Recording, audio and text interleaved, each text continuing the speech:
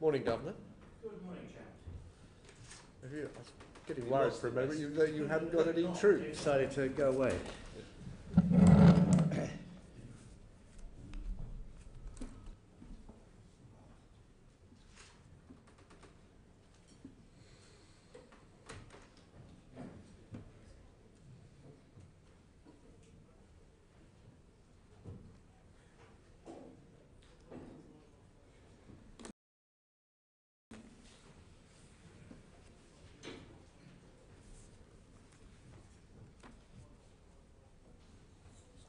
We'll just wait a moment for everyone to come in the room.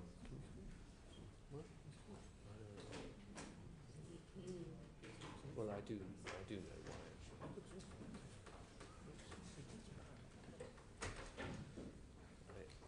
I think I know what he's doing.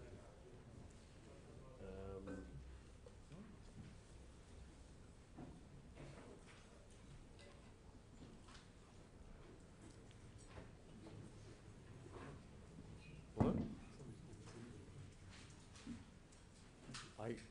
I can't hear, but it's probably a good idea I can't hear. Well, I think we're more or less assembled. Perhaps we could carry on where we left off, Lord Turner, when the division bell went last night.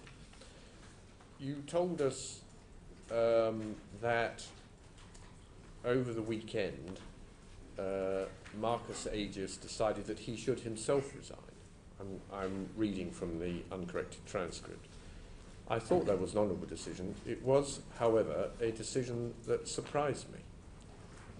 Had you made it clear to, in your conversation with Marcus Aegis, that you were referring in your expression of concerns about Barclays to the Chief Executive?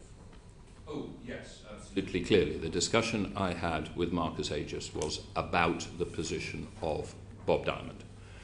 I said, I'm sure you are considering whether you can continue with Bob Diamond as CEO. And I said, let me be clear, we have not found anything against Bob Diamond, so we are not in a position and we are not giving any instruction or direction that we do not consider him fit and proper or appropriate to do this job. But you have to think about whether he, and it was very clearly he, was the right person both to lead the substantive change which was required in the culture, given his association with some of the things in the past. And I also stressed, and I think it is an important thing, that it needed to be, they needed to think about both whether they thought he was capable of leading that substantive change substantively, but also whether the external world will perceive that, because I think perception is part of the reality in these circumstances and something they had to take into account. And I said, you have to think about whether that is something which Bob Diamond will find impossible to do, and as I said last night, he said, or simply too difficult to do. So it was absolutely clear we were talking about the role of Bob Diamond. Well, you may not always be brief, Lord Turner, but I think it's fair to say you're nearly always clear. Was there any scope at all for a reasonable man to misunderstand what you were saying?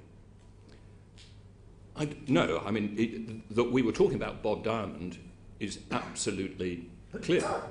I mean, I can remember one thing I said was stuck in my mind. I said, one thing you'll have to think about is whether Bob as a brand is just, hold below the water. I don't know whether I used the phrase hold below the water, but I basically said whether Bob in the brand is now as, something which isn't going to work. So there can have been no doubt that we were having a conversation about whether Bob Diamond was the person both substantively to lead the change which was required, and I did stress this, that they also had to consider whether the external world would believe that was the case, even if they believed it was the case, because I think that is an important factor in these circumstances.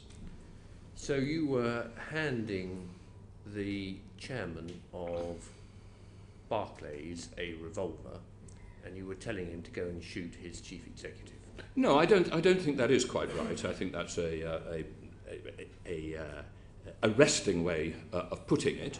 I think I was doing precisely what I've said I was doing. I was saying, we have not given you a direction, but this is the issue you have to think about as a board. On the basis of what you've said, though, where is the scope for the bullet to miss? I think if they had really come back with a compelling answer as to why they believed that Bob Diamond was right, we might have been convinced of that. I have to say, and I said last night to you, that at the end of that conversation, I had discussed in advance with Andrew Bailey what I would say, and I rang him fairly immediately afterwards, and I said, look, I would be quite surprised if the net effect is not that Bob Diamond resigns. So you thought that you probably had handed over a revolver? I thought that the most likely result would be that Bob Diamond would resign. Right. But in fact what he did is he did take the revolver and he decided to shoot himself. Yes, and as I said last night, I think that was an honourable thing to do. I think Mr. Aegis thought it was the right thing to do. It was not what I was expecting him to do, and I have to be blunt, I did not think it was the most sensible decision in the circumstances, but we were not informed beforehand of his intention to do that. Indeed, actually, I think it came out that it had actually leaked out already even before he had completed the full discussion with his board or something like that, but it leaked out and I first heard of it as a fait accompli. Now, why was it that, given that you are the regulator, the governor of the bank got involved? I think it's completely appropriate. Why weren't you, I didn't ask you that, I asked you why. I didn't ask you its appropriateness. Why didn't you take this through, this process through to its conclusion? Why did the governor of the bank become involved, Lord Turner? On the Monday, the governor and I had a conversation. The governor was of the opinion that he should also have a meeting with Mr. Aegis and, in fact, Mr. Rake, and I thought that was a perfectly sensible thing to do.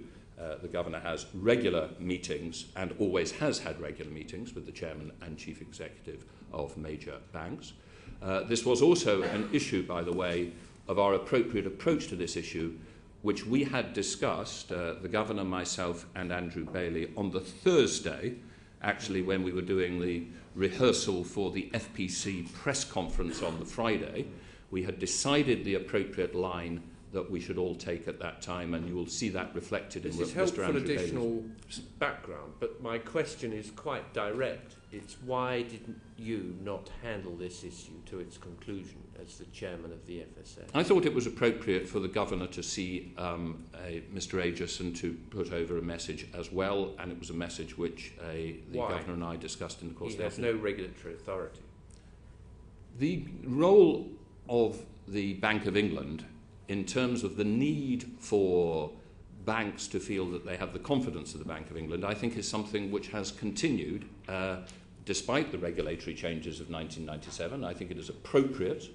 I think it is one of the reasons why we're absolutely right to do what we're going to do next year and bring prudential regulation back next to the Bank of England, into the Bank of England, because I think the issue of whether the Bank of England, as a liquidity provider to the banks, has confidence in the banks is integrally linked with the appropriate regulatory stance. So I don't see a problem with the Governor of the Bank of England choosing to see the Chairman and Chief Executive, or if they want, or the Chairman in this case, in order to express a point of view which we had discussed in the course of the afternoon and were fully agreed on. Well, that was long as a reply, but not rather less clear. I hope it was clear. Sorry, rather less clear than some of your earlier replies. Let's just have one more go. You are the regulator. You have the statutory authority to perform this function, but you passed it to a body that does not have the statutory authority to do this. Let's be clear, neither I nor the Governor were giving a regulatory instruction. And I think that has been clear, and that has been clear from both of us were giving a consistent message that they needed to think very clearly about whether Bob Diamond could have the confidence not only of the market but of the external world to make this substantive change, and that we were not certain that that was the case. But that's obfuscating the essential point, which is that once you had turned up with this revolver and handed it over, it was perfectly clear what you were expecting him to do with it. And you've just told us that, even though you don't like the image. It's in fact what was going on. And you're the regulator with the authority to make those sorts of remarks, aren't you? It is not our authority, except in positions where we have found somebody to be not fit and proper, to actually give a direction. This is refuge in technical No, issues, I think it is also worth saying what that the role of the governor, I think, is... What other institutions do you think might go around telling chief executives of major institutions that... Well, none other in the financial space than the FSA or the Bank of England. I think not the the Bank of Chancellor England of the Exchequer, for example. No, I don't think so. I think it should Okay. be, this should fall between the FSA and the Bank of England. And I think I would stress is that the fact that the FSA became the regulator in 1997 did not change the legitimate role of the Governor of the Bank of England in having a point of view on the confidence of the Bank of England, in the leadership of the major banks, given, crucially, that the Bank of England has to decide whether it is willing to provide liquidity support for banks. And that should be something where there's a Well, that measure may be of true of confidence the required. Treasury, but I don't think there's merit in pursuing that line of questioning further. But it might be worth asking, before you took this decision to make these points to Marcus Agius, what process took place in the FSA to consider the correctness of the decision? What governance process? It was entirely based on conversations between myself and Andrew Bailey.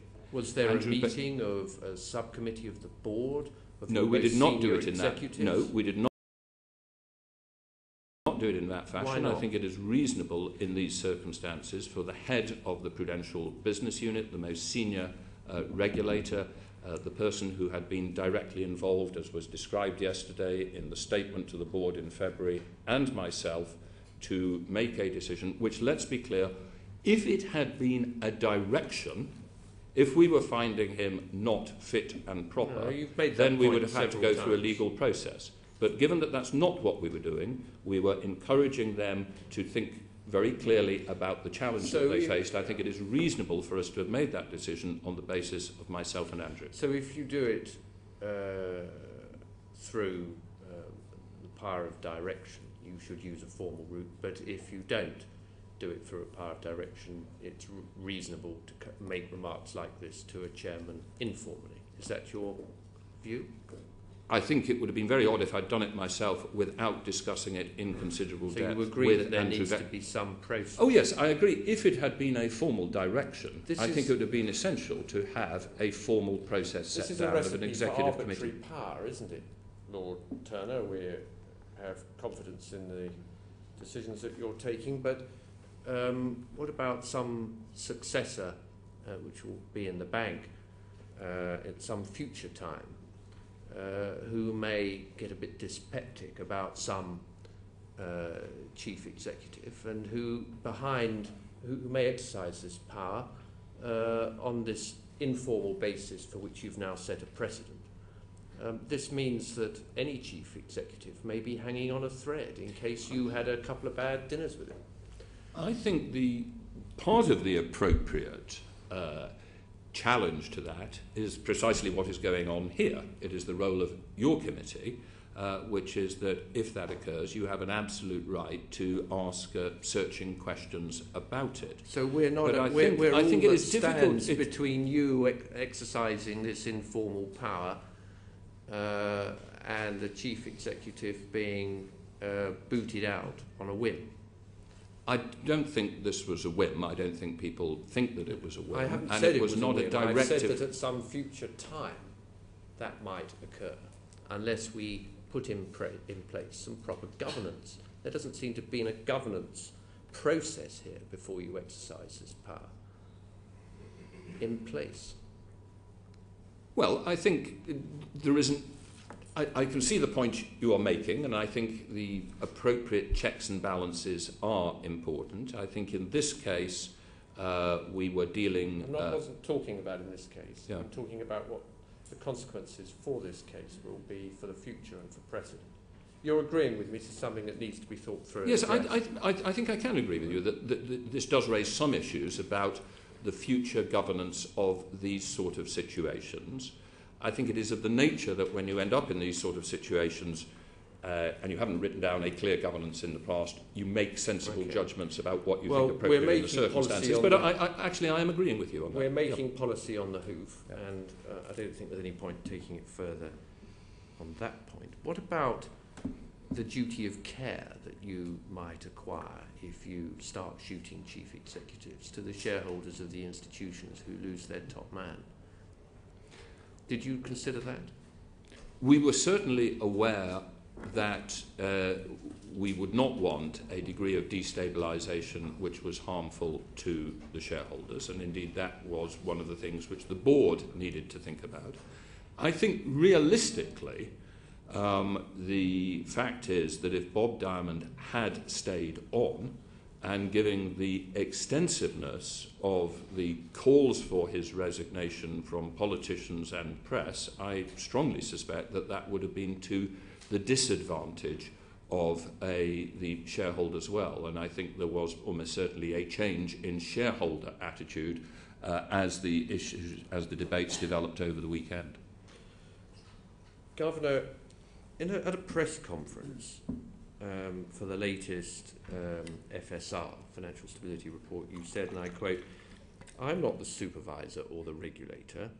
It'll be next year before that happens, so I can't give comments on issues to do with fitness and properness." Why did you, in practice, you can dance on the head of a pin about fitness and properness, but in practice you were sending a message of very similar nature, and we've just had an extensive discussion on that, and Adair Turner is nodding his head in agreement. Why did you change your mind 5 days later and apply pressure and get involved in applying pressure for Bob Diamond to go? I don't think it is just dancing on the head of a pin. There is a difference between the legal question of whether someone is fit or proper, which is for the FSA to determine, and the events that led up to the conversation I had with the chairman and senior independent director.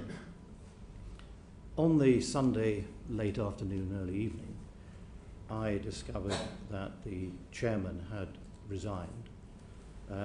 I, first of all, wanted to find out whether either Lord Turner or indeed the Chancellor had been involved in discussions that led up to that. And I discovered that all three of us, in fact, had learned from the BBC website of the resignation of the chairman, which I found rather odd. Also were very concerned that the wrong man had got shot.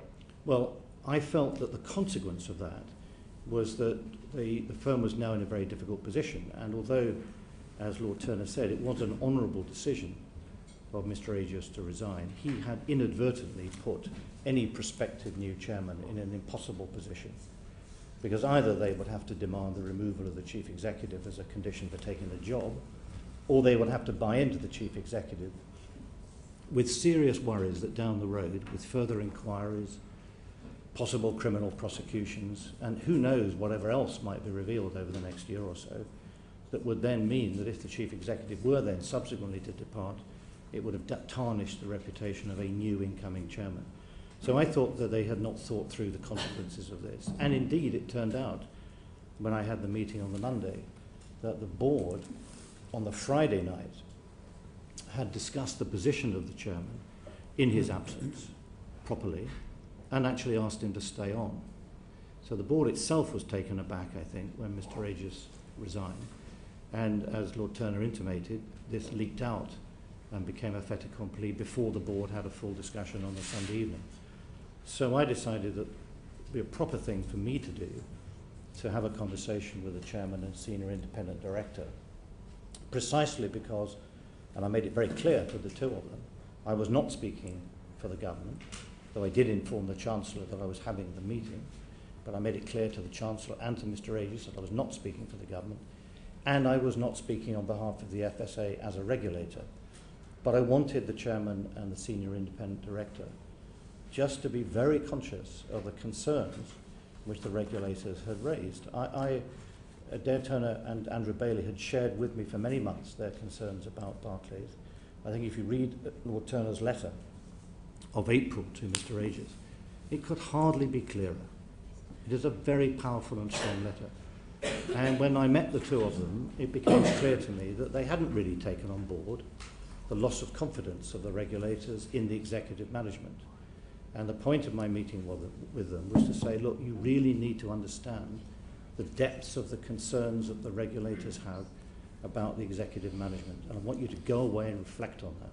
Why didn't you say, when consulted, fine to be consulted, I agree with the course of action, Lord Turner, get on with it? Why did you allow yourself to be dragged into this when you have no statutory authority? Because I think what had happened over many months was that the board of Barclays had been in something of a state of denial about the concerns of the regulators, and I wanted to make sure that they understood that those concerns had been shared with the bank. They weren't just a kind of comment that was made with one letter or in a meeting. These were genuine and deep concerns, and they really ought to take it seriously. It seems to me that whatever the merits of this specific case, we do need urgently some governance put in place, both in the FSA and in the bank, to offer some protection against arbitrary meetings of this type taking place. I don't share what that view. Governance is there? I don't share that view for the following reason. What governance is in place in the bank? This was not a decision. Did you discuss this at all with anybody else in the bank? I discussed it with our chief legal advisor. I couldn't discuss it with my two deputy governors, whom I So even the deputy governors were not involved in this? Well, they couldn't be. It would have been compromised Mr. Tucker, who, because of the nature of the allegations that have been made, who involved in him. What about the chairman of court? No, it's not a matter for the chairman of court. So there's nobody? There's no nobody who the chief legal advisor. Should, of course, the chief legal advisor I spoke to before I did it, and I spoke to Lord Turner and Mr. Bailey. This has revealed yet another gaping hole in the governance of the bank, hasn't it? No, it's not at all. You don't need to have a governance situation in order to decide to have a conversation. This was not just a conversation. Hi, what's the weather like? Did you get to Wimbledon? This is about handing someone a revolver and telling him to go off and shoot his chief executive. There was no suggestion. I don't like these firearms analogies, and they're false. The question was left absolutely with them. I made it very clear, and I finished the meeting by saying, I would like you to make clear to the board that the regulators have expressed these concerns, and the board as a whole needs to know that they are very concerned and have lost confidence in the executive management. I did not know what the outcome of that meeting would be. It was left to them to discuss it with their board. When we asked you why, in the run-up to the crisis over both Northern Rock and the problems over RBS and the takeover of ABN AMRO governor, you told us that you had that the bank's position was heavily legally circumscribed, and that it was very difficult for you to take quick action on account of it. Here, you seem to have involved yourself without any legal cover. No, the world has something that was clearly of a regulatory nature. No, that's for not which true. You had no statutory authority. No, that's not true at all. I spoke to our chief legal advisor to find out very carefully what I could and could not say. The world has changed. We will now be the regulator. I'm not talking about after the legislation. Can I just finish? Yes, you may. But we're talking about now. You don't have that statutory I'm trying authority. to explain, if you let me finish. What has changed is that in the past 18 months, the regulatory part of FSA has worked very closely with me and others in the bank to move towards a new regulatory framework so that we are already involved. Prior to 2010, I would not have felt able to carry out this conversation because I would have known nothing about the letter that Lord Turner sent, or the conversation that Andrew Bailey sent, or indeed the concerns that they had that had been building up, and I would have had no basis of information on which to carry out that conversation. Now we have been fully informed and we've been involved in these conversations, and I think all of us involved have built up a genuine concern that it is possible to sail close to the wind once, You can sail close to the wind twice, maybe even 3 times. But when it gets to 4 or 5 times and becomes a regular pattern of behaviour, you do have to ask questions about the navigational skills of the captain on the bridge. And that's what Lord Turner and Andrew Bailey made very clear to the board.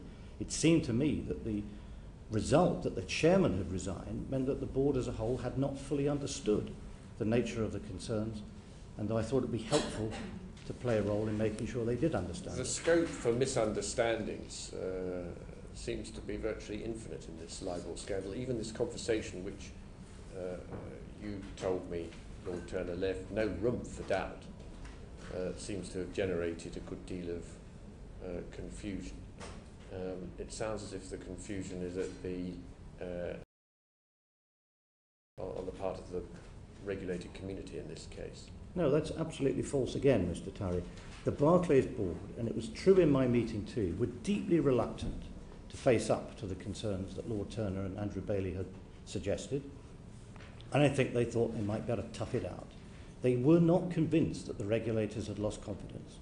I put it to them very clearly, and the senior independent director said to me, until today, we had not, I as senior independent director, had not been fully aware of the loss of confidence of the regulators in the executive But management. Lord Turner's just told us that he made it absolutely clear. To Mr. Aegis.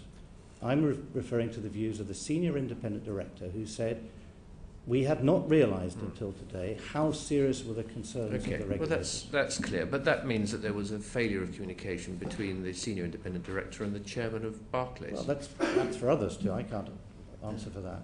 Which is just another part of the sorry tale of miscommunication that took place in this saga. Michael Fallon. Thank you, Chairman, and I again remind the committee of my registered interest as a non-executive director of Tulloch Prebon. Governor, can we turn to the email you were sent by the New York Fed on the 1st of June 2008? Yep. What did you do about it? Well, I solicited it. That's the first part of it, because I had spoken to Tim Geithner in Basel a few weeks before. After that, I think it was on the 19th of May, his deputy, Bill Dudley, telephoned Paul Tucker and said that Tim Geithner wanted some advice on how he could feed in views to BBA, who were responsible for LIBOR. Should he write to BBA, copy to me? Should he write to me, copy to BBA, whatever? And I sent a message back through Paul saying, write to me, we'll look at your letter. If we agree with it, we'll endorse it and send it on to the BBA. So we solicited that email, it came in, it arrived I think late one evening when I was in Frankfurt. I sent a message back saying that staff should give a view on it. I got that the next evening when I was back from Frankfurt. The next day we wrote to the BBA forwarding the email memo from the New York Fed and saying that we wanted them to take account of this in their forthcoming consultation. Yeah, that email conveyed serious concerns about the integrity of LIBOR. How did you ensure that that work was then followed up by the bank? Well, before we'd received that, after consultation with me, Paul Tucker had talked to the BBA and urged them to have a widespread consultation about LIBOR and its fixing. And the important aspect of this was that this wasn't a UK issue. It wasn't regulated in the UK. The real thing was, did the users of LIBOR around the world have confidence in the setting of LIBOR? So we urged, first of all, that BBA would do this globally, not just in the UK, and secondly, that the banks themselves, and Paul spoke to the banks, would put senior people in each bank involved and in charge of the consultation. And how did you ensure that that actually happened? Well, it did happen, and we followed it up, and the bank and the FSA went to various meetings with the BBA. On the 30th of May, the BBA published their annual report on LIBOR. This seemed to me wholly inadequate, and I wrote a note to that effect and asked Paul and Mr. Cross in the bank what we would do about it. And they then formed a team of people that liaised right through that summer with the BBA, with the FSA, and with the New York Fed to ensure that the consultation was wide-ranging and that all the ideas that the New York Fed had put forward were incorporated in the consultation document. So it was a proper consultation. Mr. Tucker, you told us last week when we asked you about this that specifically about LIBOR integrity, you said we thought the underlying markets were dysfunctional, sporadically liquid, much less reliable than normal, but we did not have suspicions of dishonesty. Yet the paper itself from the New York Fed recommends work with LIBOR banks to establish procedures designed to prevent deliberate misreporting. There's a whole section in this note about the need to eliminate incentives to misreport. So they were clearly concerned about misreporting. Did you really not have any suspicion of dishonesty? Well, in my discussions with Bill Dudley of the New York Fed, it wasn't framed in that way. It was framed as eroding confidence and credibility, in particular in dollar LIBOR, that it was being set lower during London hours than it was subsequently trading in New York. We were very concerned about this piece of global infrastructure losing credibility. As the governor said, we urged the BBA to review everything, in particular its governance, and to do so on a global basis. But no, it didn't. It didn't set off dishonesty alarm bells. The penny didn't drop that the phrase deliberate misreporting might imply some degree of dishonesty? No, it didn't. Why not? What did you think deliberate misreporting was then? Well, I'm not sure I addressed my mind to it. You didn't address your mind well, to this note from the New York Fed that we're discussing. We were very focused on ensuring that there was a completely open-ended review of the way that LIBOR was run, constructed, and some technical issues as well. We were less interested in the technical issues than in the overall governance of the process. And I think we acted pretty firmly to ensure that review did occur, so that the annual review that the BBA published was which banks would be in the LIBOR panel, and we had made it clear to the BBA that regular review of the LIBOR panels wouldn't be enough. But this isn't about credibility. I mean, is deliberate misreporting dishonest? Well, it turns out with hindsight that yes, it was, but that is not. It did not set alarm bells ringing at the time, I'm afraid. But how could deliberate misreporting be honest? I understand the question, Mr. Fallon. All I can say is that it did not set alarm bells ringing. We were very concerned about the credibility of LIBOR as a piece of global infrastructure, and we acted.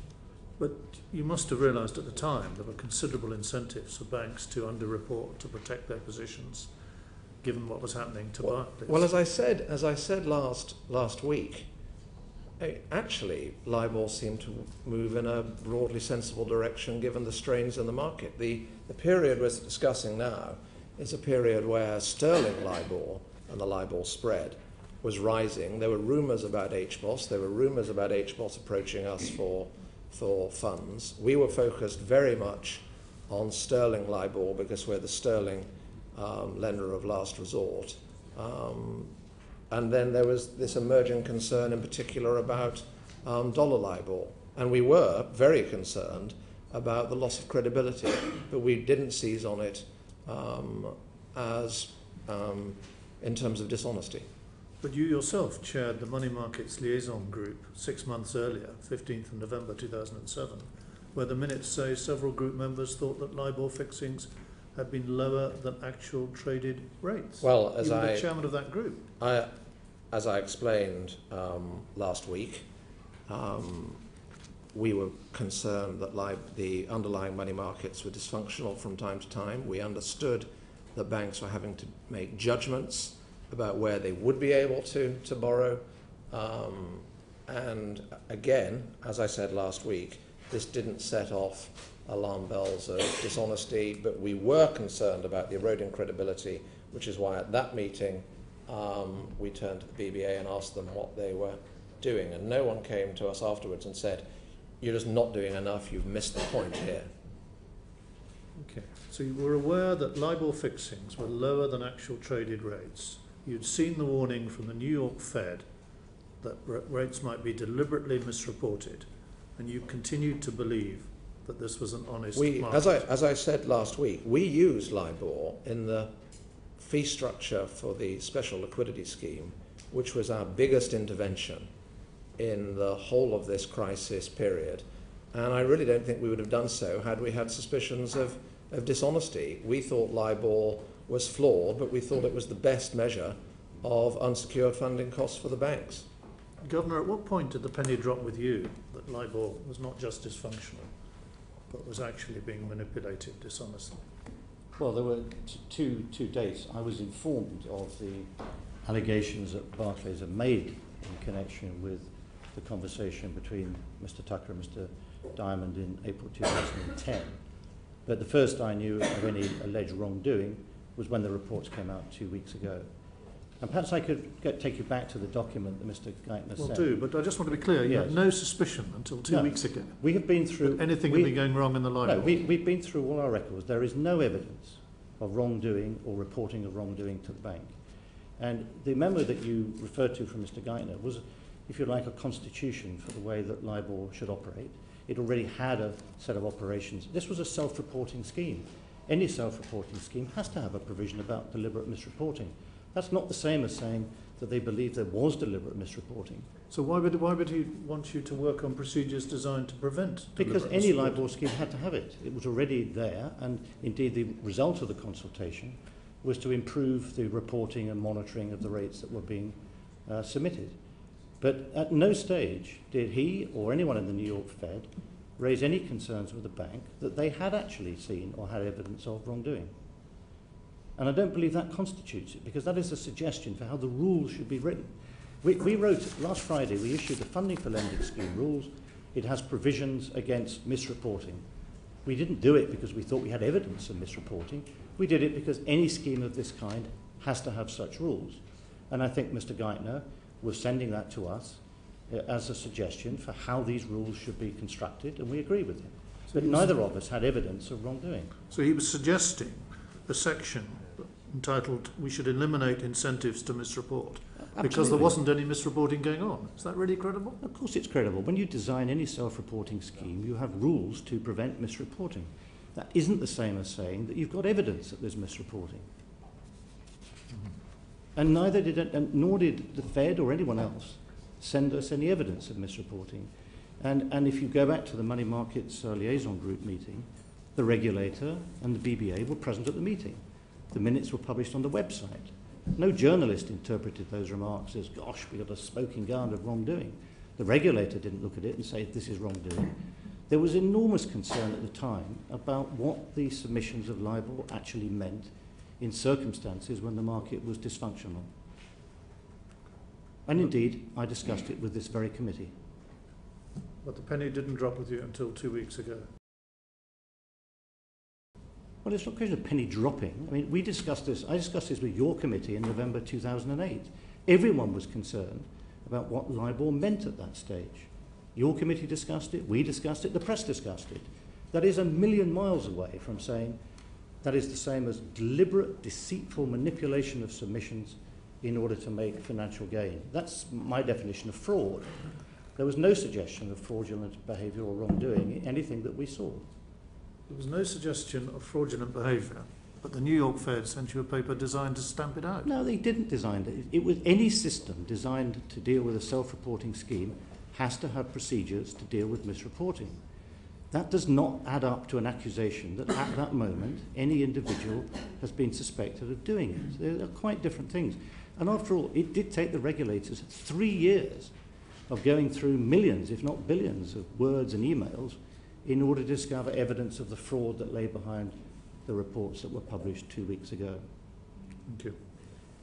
Well, Turner, just taking you back a moment to that conversation with Marcus Agius, what was it between the publication of your final notice report and the decision to engage in that conversation that had changed? Why didn't you say to Barclays at the time they published that final notice? On the Wednesday, rather than the Friday. Because the final notice was published on the Wednesday, the meeting, my discussion was on the Friday.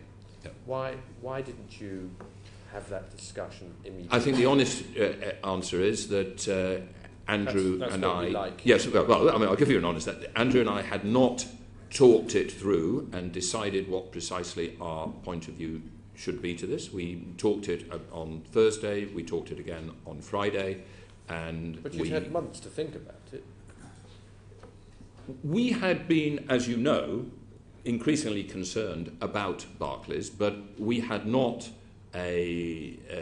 come to the point of view. We had not; those concerns had not got to the point of view where we felt that we had to talk about the role of Bob Diamond till this final notice came out. And I do repeat the fact that perception is important here. And I'm not going to be defensive about that. One of the things I did say to Marcus Aegis was that they had to think about the substantive challenge of changing Barclays' culture in the way that related to some of the things that we talked about, but it was also about whether the external world would believe that Bob Diamond was the appropriate person to do that. And those comments, yes, they did reflect the scale of the reaction to the final notice coming out. And I think there are some circumstances where it is reasonable to urge a board to think about the scale of public reaction which was going on. So that's the honest truth. I was taking into account the extreme degree of focus on the issue of LIBOR. I knew in advance, having read the final notice a week before, that this was going to be a very big public issue. I think even compared with what I expected, this ended up as a much bigger issue than I had thought. And I think that is a relevant factor to take into account in deciding the appropriate way forward.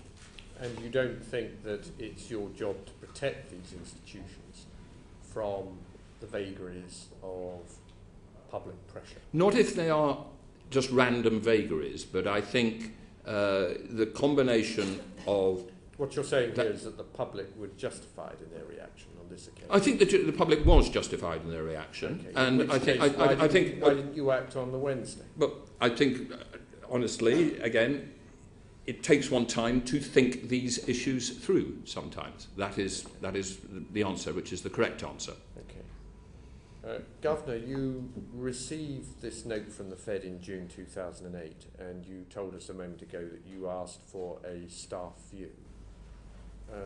We'd be very grateful if we could have a look at the staff note that was produced supplying that, and any other relevant related papers. Of course. Thank you very much. Pat McFadden. In the same area of the Guyton exchange, Governor, you mentioned a conversation in Basel before the email exchange. Can you tell us a bit more about that? What was the conversation about and who initiated it? It was we meet for a weekend in Basel every 2 months in the beginning of May. Something like the central bank governors. Right. And there was a smaller group from the major countries that meet together.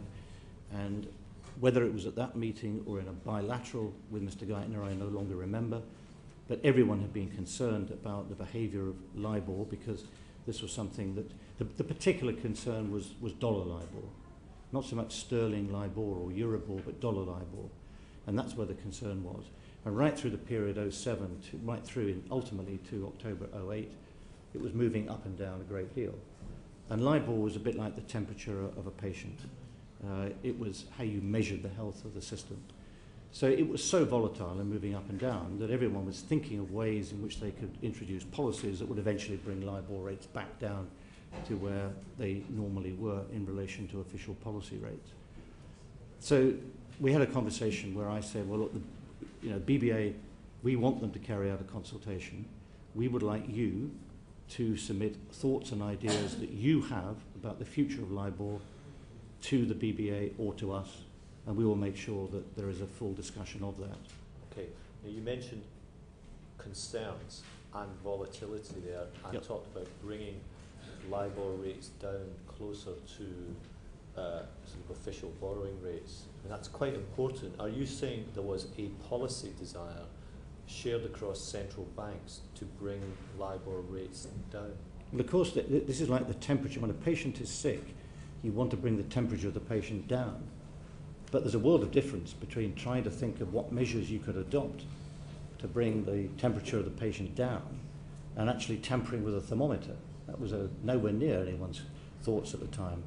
So yes, the LIBOR rate was demonstrating that banks were very reluctant to lend to each other. And there were times in September 07 and October 08 when banks were so unwilling to lend to each other that LIBOR became almost non-existent. It was impossible to think of how you would. What I'm driving at is there is a difference between saying this measure is faulty when banks are not lending to one another because it's based on indications, and a policy desire to bring the interest rate of LIBOR down. Those are two different things. The first is let's try and get a measure of what's really happening in the market. And the second is a policy desire among central banks. So what was your Well, I think because the height of LIBOR was a measure of the sickness of the patient. And after 07, initially, as we went through end of 07, beginning of 08, LIBOR came down, which seemed to be a reflection that banks were having fewer funding problems. It was easier for banks to get funding, and hence will be easier for them to lend. Then, as market sentiment deteriorated in the spring, LIBOR rates shot up again. And there were several episodes of this, which to my mind, and I said so at the time, illustrated that the issue wasn't liquidity. It was an underlying concern about the capital position of banks. And really the problem was solved only after the recapitalization of the banks here and in the United States and in Europe, which brought the whole thing back down under control. But right through this period, LIBOR was used as just like a thermometer. What is it telling us about the health of the banking system?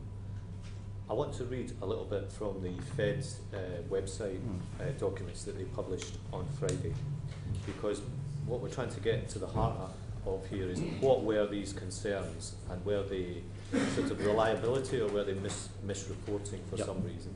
And the Fed says, as market strains intensified in early 2008, to better understand the nature and the extent of potential problems with LIBOR, analysts in the markets group, that's the markets group of the Fed, gathered additional and more in-depth information. On April 11th, an analyst from Markets Group queried a Barclays employee in detail.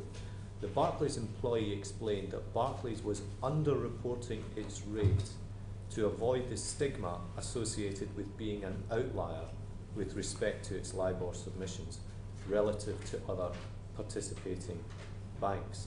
And they go on to say, analysts in the Markets Group then reported on these questions in a briefing note, and the briefing note cited reports from contacts at LIBOR submitting banks, plural, that banks were underreporting borrowing rates to avoid signalling weakness. This report was circulated to senior officials at the New York Fed, Federal Reserve Board of Governors, other Federal Reserve banks, the US Department of Treasury, and so on. So it looks like from this that the Fed had picked up that Barclays were engaged in underreporting their rates. Why didn't that set more of a red flag warning going in the UK? Well, that was never shared with us. We never saw that. And I don't think there's any reason why it should have been shared with us, to be honest. If they had had regulatory concerns, they would have shared it with the regulator. The Federal Reserve Bank of New York has overlapping relationships with two bodies in the UK, the bank on policy questions and the FSA on regulation. But it says here, New York Fed officials also met with representatives from the British Bankers Association to express their concerns and establish in greater depth the flaws in the LIBOR setting process. The New York Fed analysis culminated in a set of recommendations to reform LIBOR, which was finalised in late May, and then on the 1st of June, Mr. Geithner emailed the governor of the bank. What it says here is that the Fed were worried. The Fed found out from Barclays there was underreporting. The Fed discussed this with the British Bankers Association and then emailed you. It seems odd. Well, it's not clear that, I don't know whether the Federal Reserve said to the BBA that they were concerned about misreporting and falsifying submissions. That certainly was not what they said to us, and they didn't pass any of that information to us. Well, the words used here are met the BBA officials, quoting, to express their concerns and establish in greater depth the flaws in the LIBOR setting. And we had expressed our concerns to BBA about their need to be more active in reforming the process that was being used. We had no evidence of any wrongdoing. we were concerned that everyone in the market had doubts about LIBOR because of the dysfunctional nature of markets. And BBA themselves had concerns. And they were fairly active in approaching the reporting banks. They reiterated the rules of the game. They issued a consultation. And Paul Tucker had a number of meetings with Angela Knight where we put pressure on the BBA to take seriously the need to improve the system, and it was. Let me just ask about that part then, yes. Because Tim Geithner in his document, which you took advice from your officials on when you were in Frankfurt, sets out several things. I won't sort of read the detail, but just the headlines are: to strengthen governance and establish a credible reporting procedure, to increase the size and broaden the composition of the US dollar panel, add a second US dollar LIBOR fixing for the US market, and this was because the rates were bouncing around during the trading day with the time difference and so on. Specify transaction size, only report the LIBOR maturities for which there is a net benefit, and eliminate incentive to misreport. The detail of that last one is essentially about making the banks from which the average is drawn a more random collection from the basket of reporting banks. How many of those 6 recommendations did the BBA take up in their 2008 review? Well, all of those were in the consultation document which they used to talk to all the other players in the market about. In the end, some of them dropped out because the players in the market felt that were not practical. In particular, one example I remember is the second fixing, because of the legal difficulty of knowing to which fixing the contract would refer. But in the end, when they announced their reform, some of those proposals were in, and at no stage after that did the New York Fed, or indeed any other central bank or player, express any concern about the final outcome. And the BBA went to great lengths to ensure that their consultation, this is what we pressed them to do, was a global consultation, and it was taken very seriously.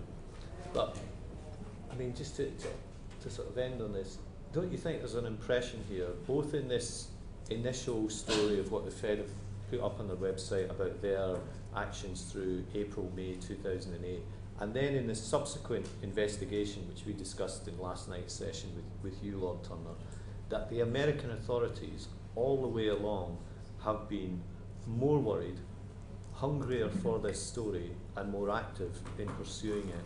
Well, there's That's been the case in the UK. There's a very good reason in the case of the New York Fed. They're a regulator. We're not. The New York Fed is a regulatory body. Bank of England was not. And so the interest in and the approach to these things will be very different. The New York Fed could have chosen to share that information with us, but they chose not to. I think that was perfectly reasonable.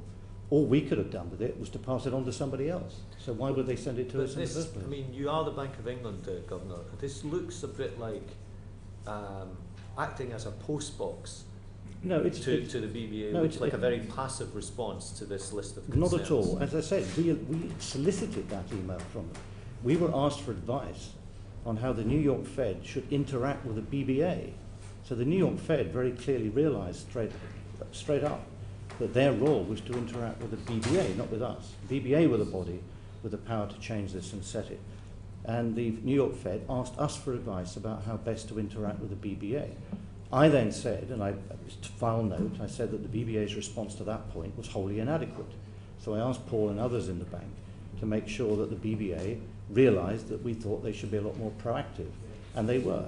And there was a lot of contact then between the BBA and the New York Fed, and we were very supportive of that. And we made sure that the New York Fed's line was very much in line with our own views. We worked together on that to put in similar thoughts to the consultation. But we weren't the regulator. Andrew Liz. Good morning, Governor. Have you got to the bottom of how an individual derivatives trader might use LIBOR manipulation to the benefit of their trading book? No, and again, I don't think, I mean, it took 3 years for the regulators to find out that it was being done.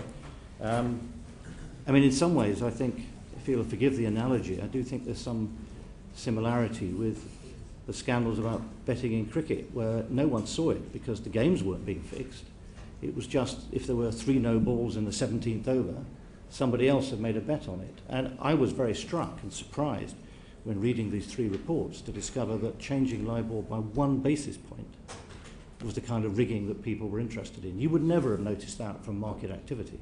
We were worried about tens of basis points. But now that we know it was done, have you got to the bottom of how it was done? In other words, have you at the Bank of England assessed how one trader could manipulate LIBOR to the benefit of their book and what they stood to make from that?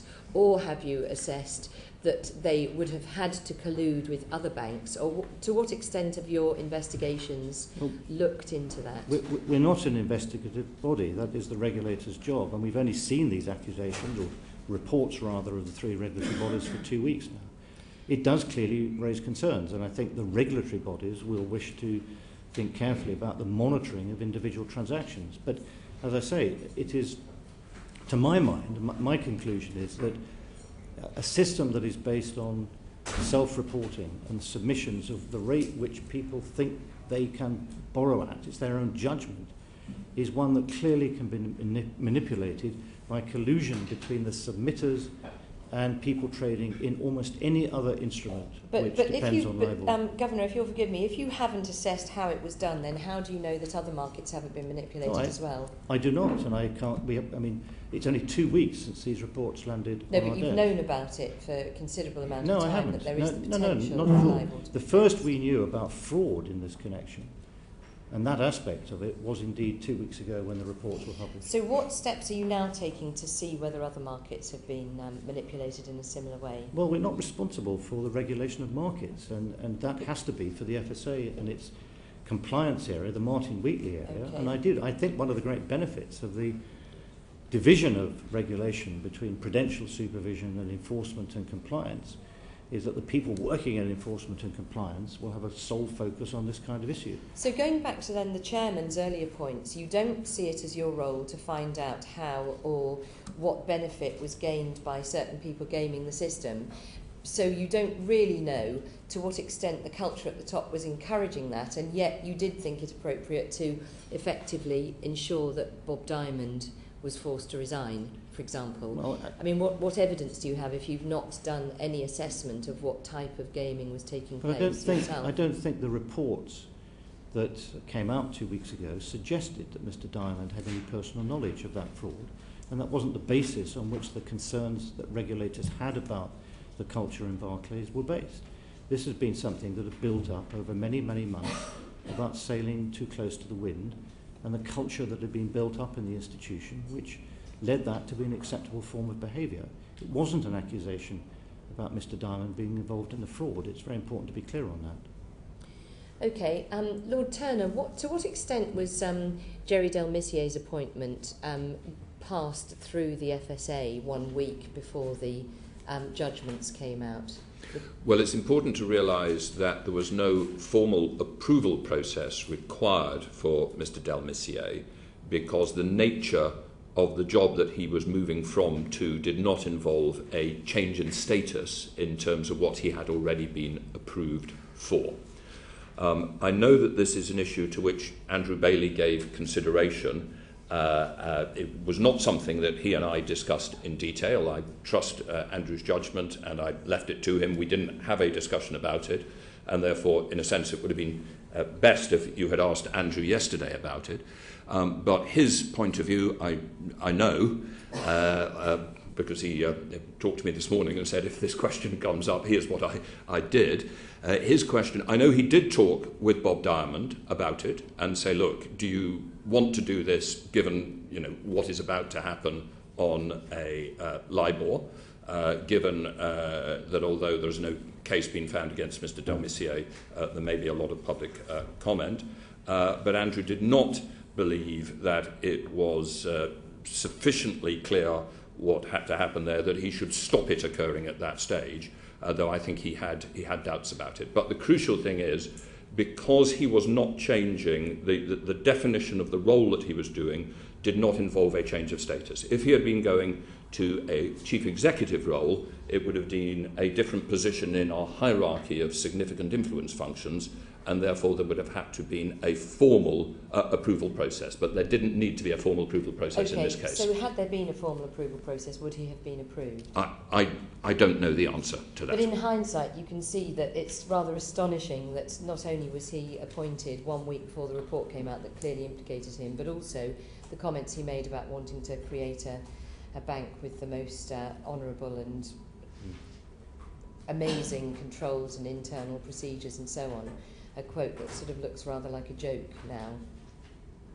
Those comments that he made to you, are you talking about this? There's a public quote okay. in the media from Jerry Delmessier about how he wants Barclays to be famous for its fabulous controls. I mean, do you accept that the FSA was asleep in terms of allowing his appointment to be made 1 week before that report came out? No, I don't think it was asleep, because I know that Andrew consciously thought about it, had a conversation with Bob Diamond about it, and believed that there was no disadvantage in that going ahead.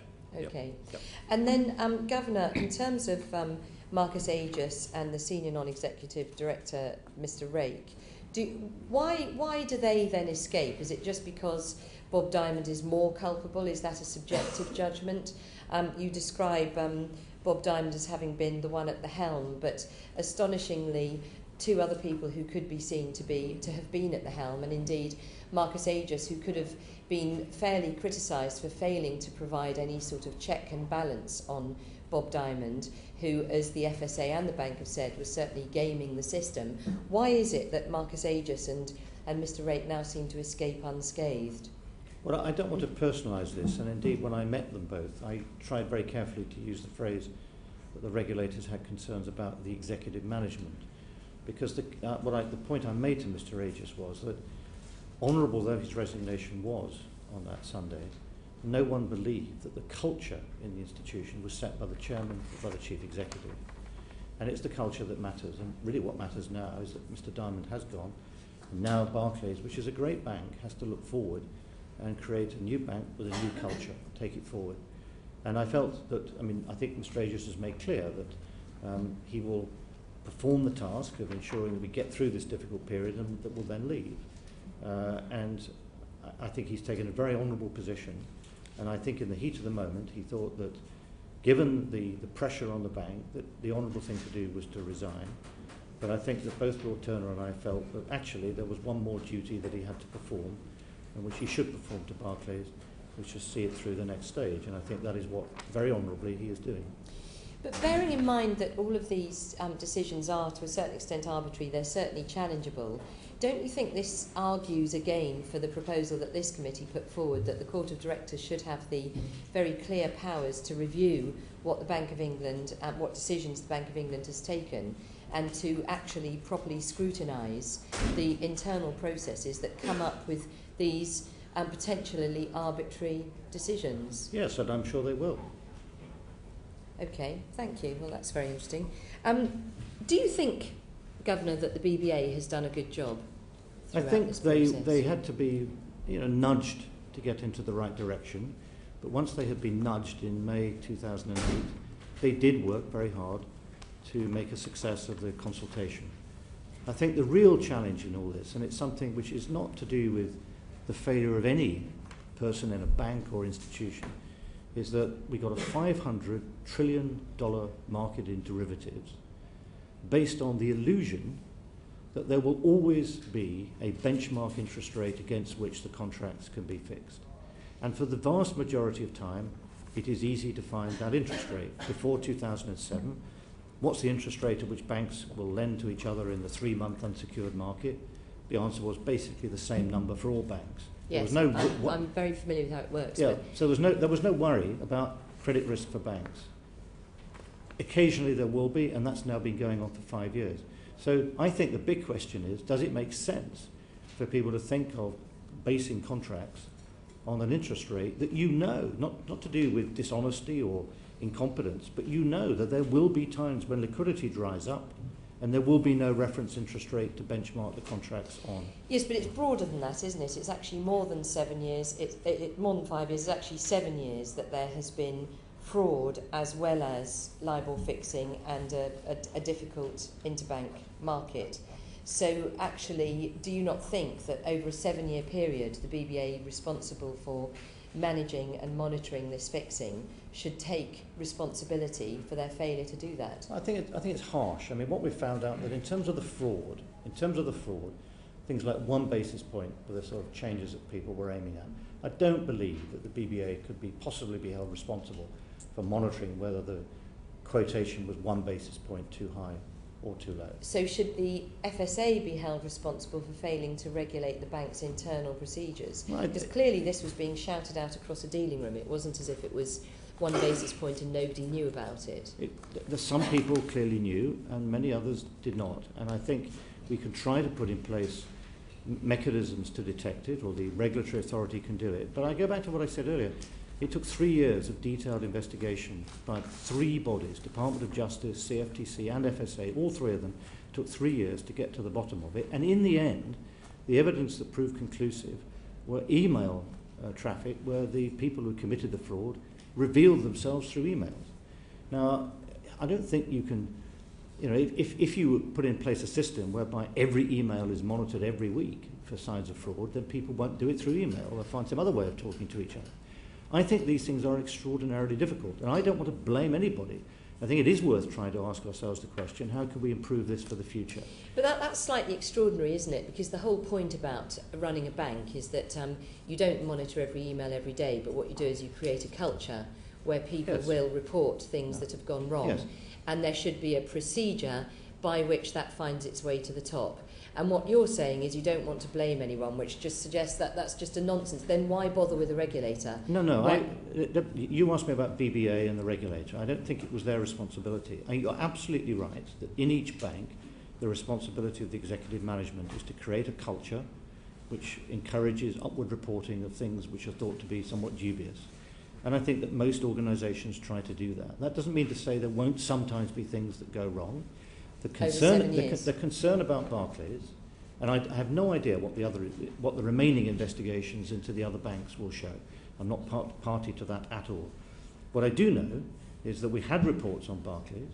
It did show a culture which over many, many months, and you can see that in the letter of Lord Turner, they have been sailing too close to the wind across a very wide variety of areas.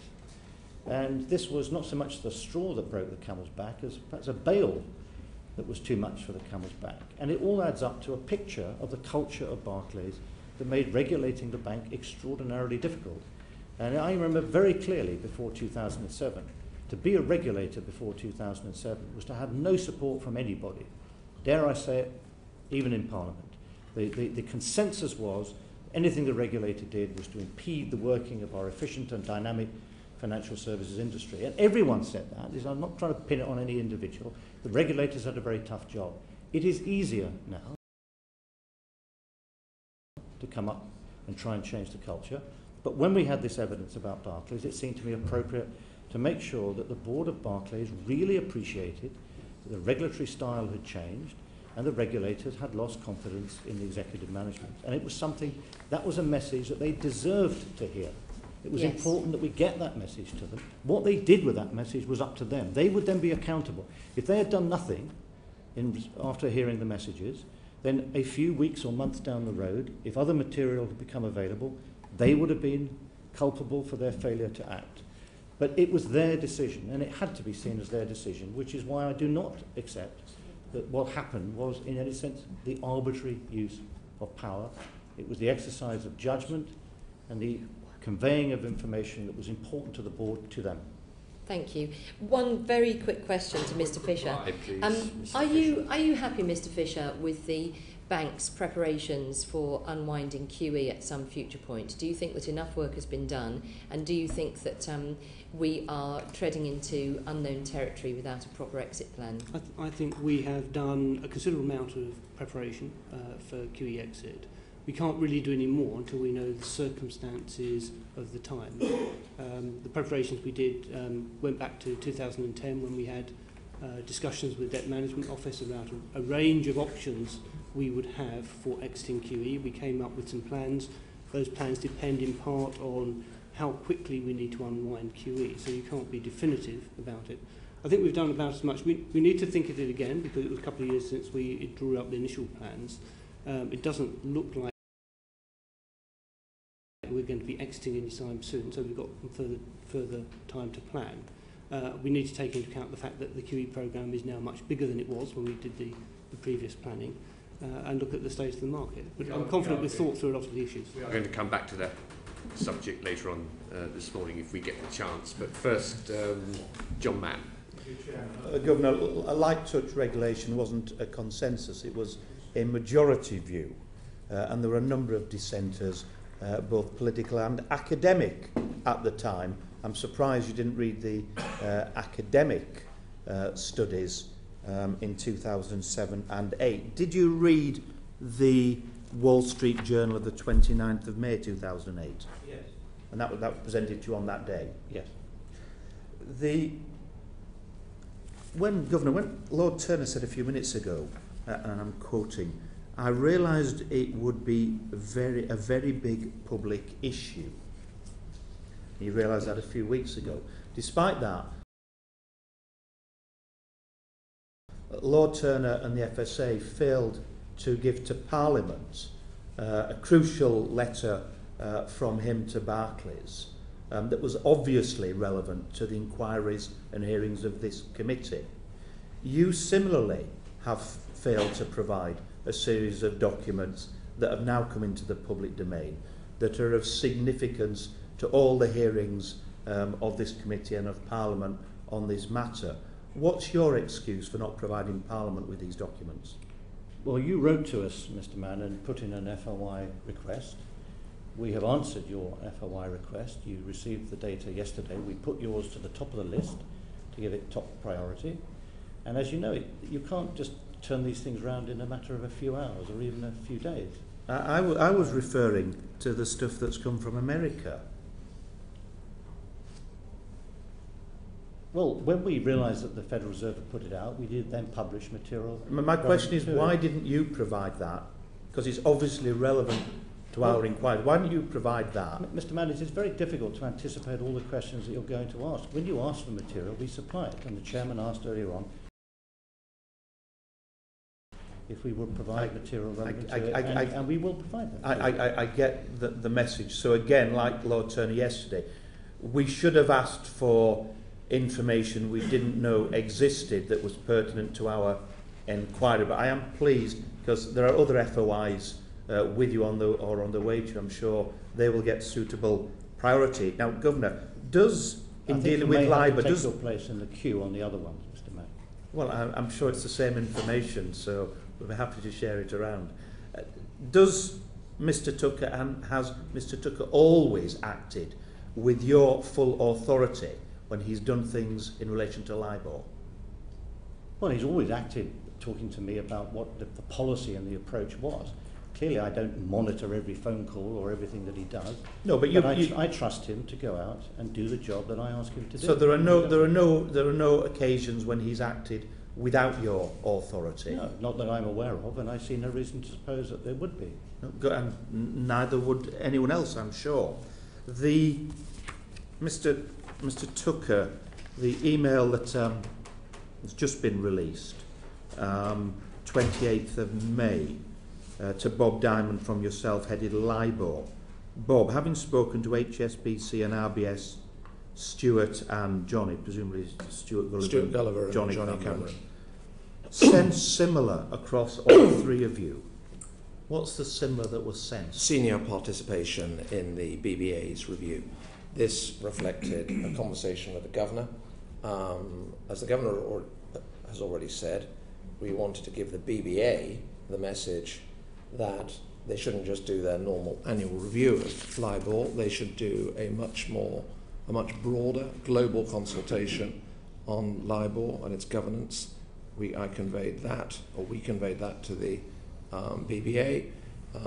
In parallel, we decided to say to the banks that this broader review shouldn't be conducted at the level of the normal committee, which is kind of desk level, but should be more senior. I called roughly the number twos, the number threes in each of the big sterling banks to say that. Now, and indeed you said I reported back to the Governor that I've done that. I encourage contact among the Mark Dearlove peer group. Now, yesterday, Mr. Del Missier said that he'd been instructed by Bob Diamond and he'd passed on the message to Matt Dearlove, and Matt Dearlove hadn't questioned anything in relation to him. And I note that, in fact, with your email of the 22nd of October, you weren't actually trying to contact Bob Diamond at all. You were trying to contact Matt Dearlove. The reason you contacted Bob Diamond is, quote, I think Mark D is away.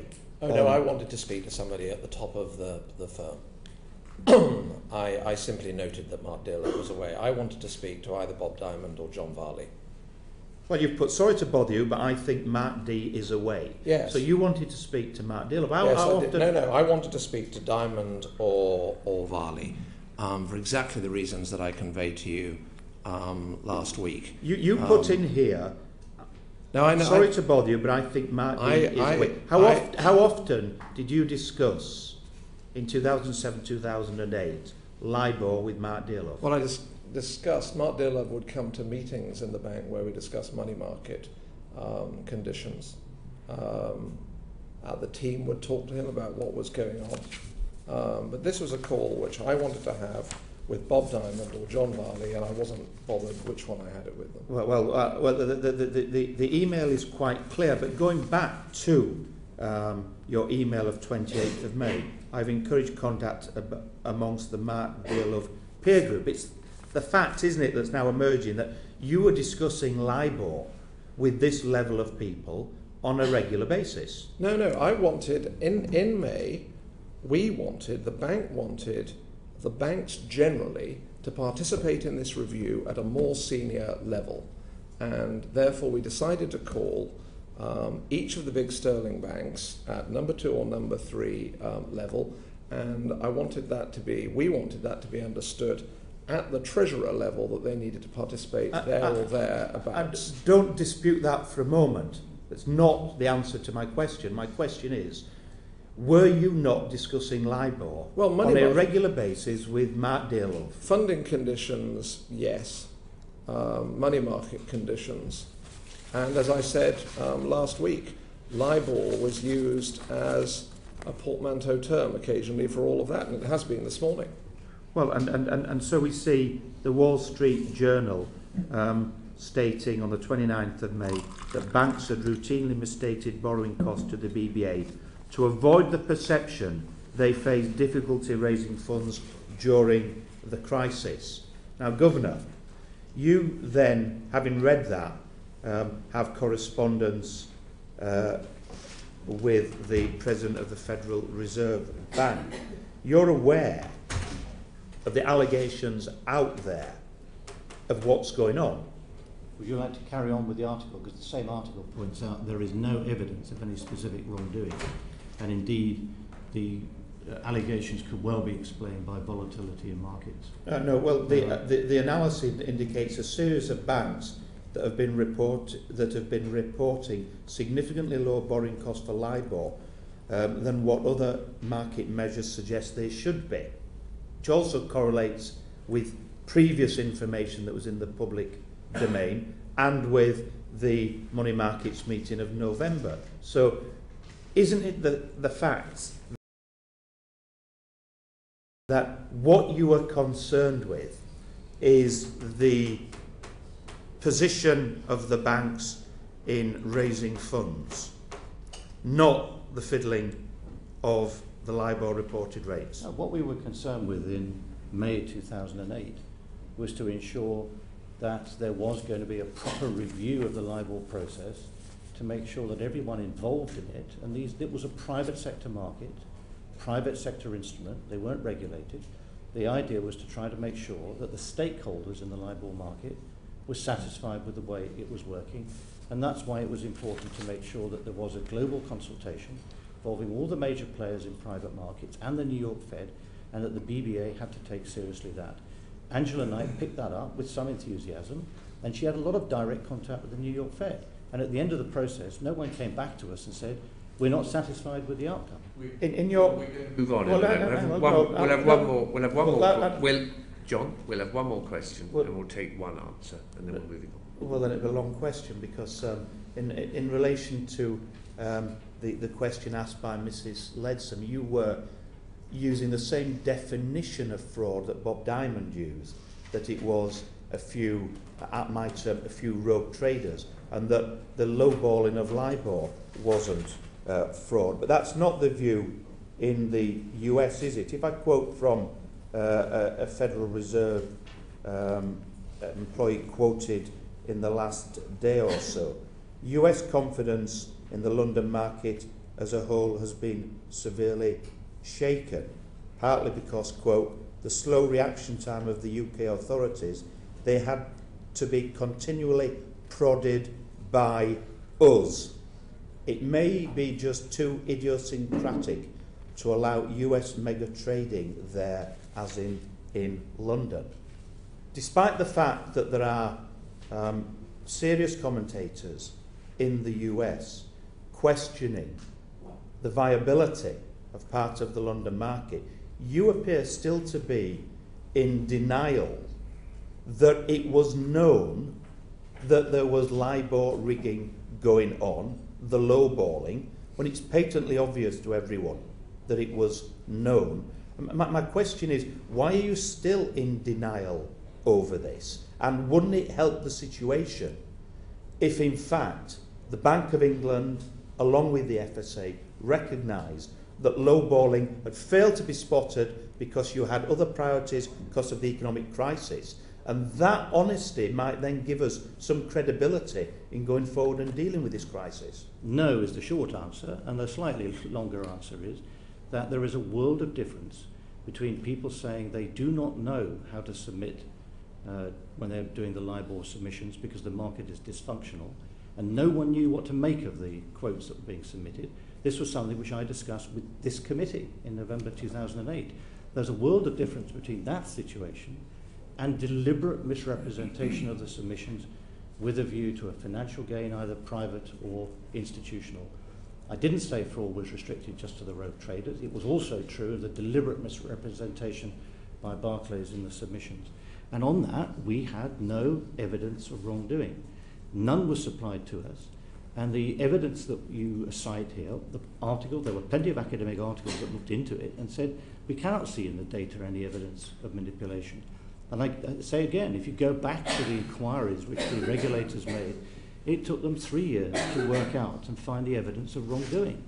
So if it was so obvious, and if it was all in the newspapers, and if everyone was talking about it, one might ask the question why everybody didn't say this is wrong. And the reason was because it wasn't wrongdoing.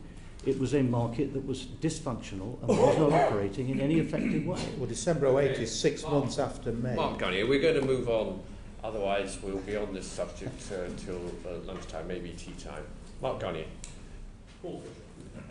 Funding for lending scheme. Completely fresh subject. Big smile of relief from the panel. The institutions that are eligible to participate in this FLS are going to be banks and building societies that are participants in the bank's sterling monetary framework and sign up to the discount window. How many institutions are currently eligible? We don't publish a number or a list, but it's getting on for 100 now, and it's changing all the time as we're getting more banks signed up. We changed our policy back in 2010 to allow smaller banks and building societies in, and it's roughly doubled in that period. Okay, 100 is quite a lot. It's quite a wide range. It's not there yet, but it's getting on towards it. Okay, fantastic. And are you seeing lots of organisations coming forward with enthusiasm for this scheme? We've had a lot of contacts since we announced the details. Yes. And what sort of size in aggregate would their sort of total balance sheets be worth? Oh, the banks, the individually could be quite small. I mean, the largest banks are well over £1 trillion sterling. And the smallest ones might be a few billion, I guess. I haven't looked at the very smallest one to see what size they are, but this could be a very small building society or bank. The smallest bank I've come across has got a £50 million balance sheet. Would they be included in that sort of thing? I think they have to meet our minimum credit standards, and we would have to look very closely at a small institution to make sure that it was going to remain solvent and viable over the period in which we were going to be dealing with it. But subject to that, yes. Okay. The fee structure penalises banks if they don't lend.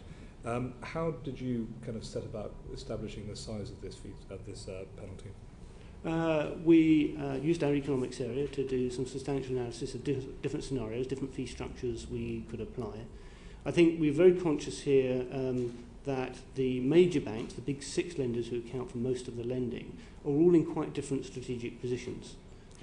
Some are quite constrained on their balance sheets. A couple of them have got state aid rulings that mean they have to dispose of certain assets. So some of them would naturally be shrinking and others would be naturally expanding. And we tried to devise a price schedule that could apply to everybody, but gives incentives to both the deleveraging banks and the expanding banks to do what we wanted them to do, which was to lend more in their core portfolios. I mean, what happens, I mean, this sort of whole idea of lending more, because of course clearly you can't force a bank to lend to a bad prospect. No.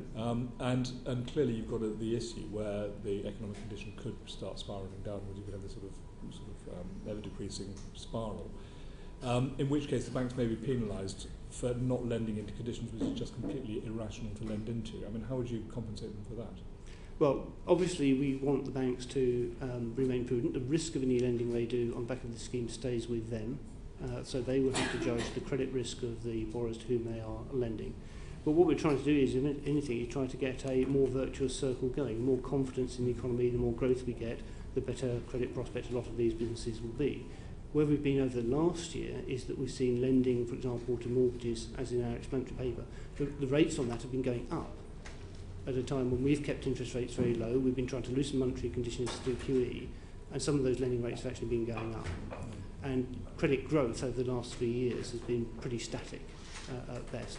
So we're trying to get more growth into credit. But it will be up to the banks. We can't judge the individual creditworthiness of a business, so the banks themselves have got to do that. And if there's no demand, again, I mean, there could just simply be no demand for credit. Well, the demand depends on the price and conditions on which the credit is offered. Which comes to, very neatly, to this £800 million windfall, according to the Daily Telegraph, in terms of that's going to be handed out. Why do you think the banks are going to pass that on? I mean, well, I did try to warn in the press briefings that these, you could do those numbers, but they aren't a sensible way of thinking about the way the scheme works. Banks' funding costs in wholesale markets are going up and down all the time, and nobody will stop to say, oh, we're going to calculate that as a windfall gain to the banks because their profits will go up and down by that amount. What they will traditionally do is have a target margin for their lending rates over their borrowing rates. The borrowing rates will be a blend of all the different sources, and usually they will slowly adjust their lending rates in relation to how their funding costs are changing. They will make more money by lending more, by picking out more profitable opportunities to lend. What we're trying to do is put some pressure on them to do that, through the pricing of the scheme, the 18-month window, so they haven't got forever, the transparency of the operations to put some public pressure on them. So we're trying to give them every incentive to get out there and lend in their core portfolios. But it still comes back to this fundamental point. If the borrowers are not viable borrowers and there isn't a demand from viable borrowers, then there's not much you can do apart from just give money away. I've spoken to plenty of viable borrowers up and down the country, as I'm sure members have, who are seeking credit and find it hard to get. I think what I hope the scheme will do is turn the tables round. In recent past, businesses have been frightened almost to go to their banks because they're worried that previous arrangements will be undone, cheaper facilities might get replaced by more expensive facilities and so on. By giving the banks the incentive to go out there and push some lending at people, it should change the conversation round and put some pressure on, and the borrowers should have less fear of going to the banks to demand a cheaper credit. One of the ways this scheme will work would be for existing firms with expensive arrangements to go and seek out cheap arrangements at other banks, because that would count as new lending for the other bank. I think it's worth adding, if I may, very briefly, that directly to your point, that some borrowers may not be creditworthy at interest rates that are up here, but if the scheme works successfully to bring down the cost of funding, then those companies would become viable borrowers. Yeah, but that all sounds very good. But of course, banks are always setting the rate of interest that they charge on a loan to determine the risk that goes with that loan. Well, the cost of their funding plus their assessment of the risk, and part of what's happened is the cost of bank funding has rocketed, largely, I would say, because of the dark cloud from the euro area. And what this scheme is doing is saying, we will help to pull down the marginal cost of bank funding, but in a scheme where you're incentivized to pass it on, bringing more borrowers within the field of those that could afford to borrow at those rates. I mean, what risk does this pose to the balance sheet of the Bank of England or the Treasury, if any?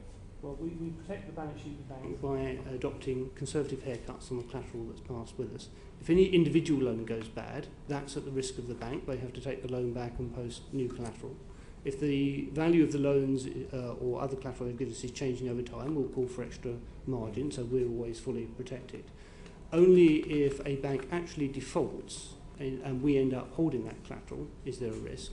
And that's where our haircuts should protect us, in that we should have enough collateral to cover the loan. You can never say there's zero risk, however. But you would need yet another collapse of the banking system.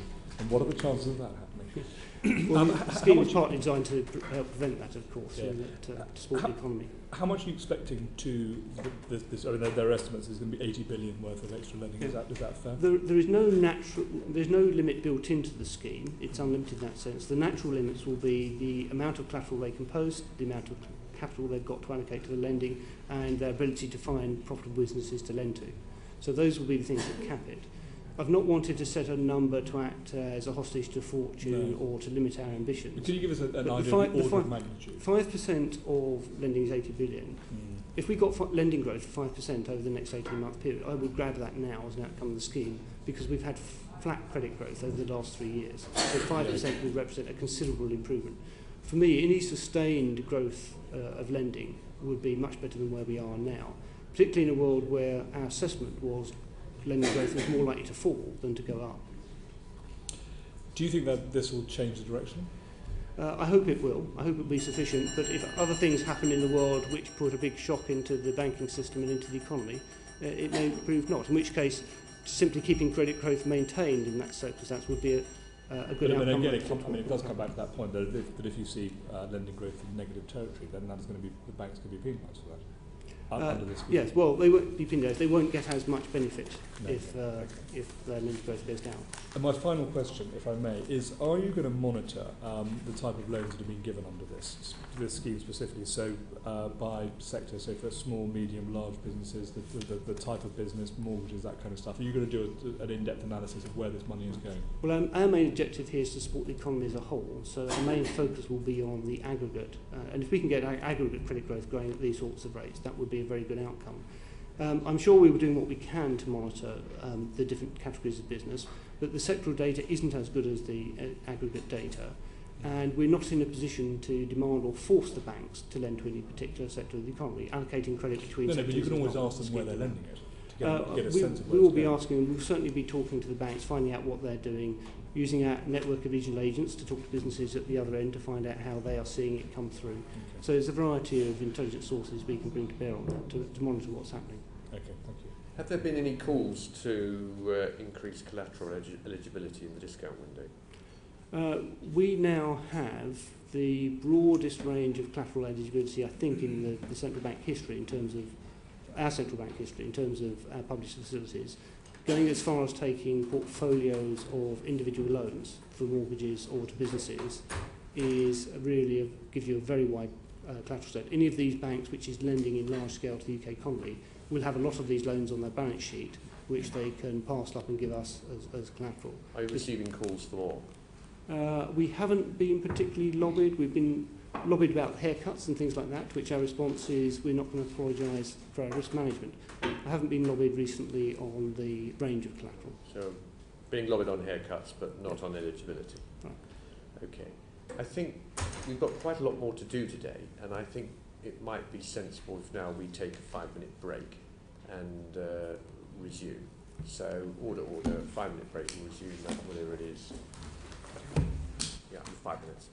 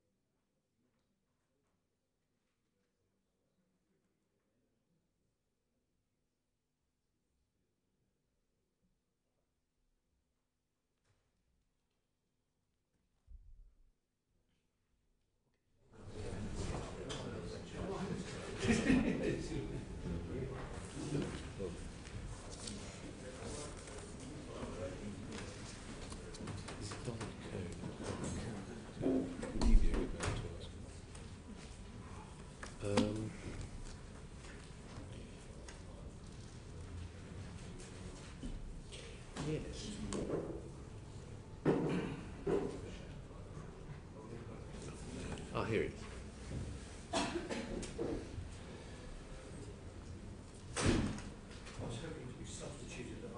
I see. Well, you'll notice that we're not even. You've obviously. We're playing no right wing and, and no inside right either.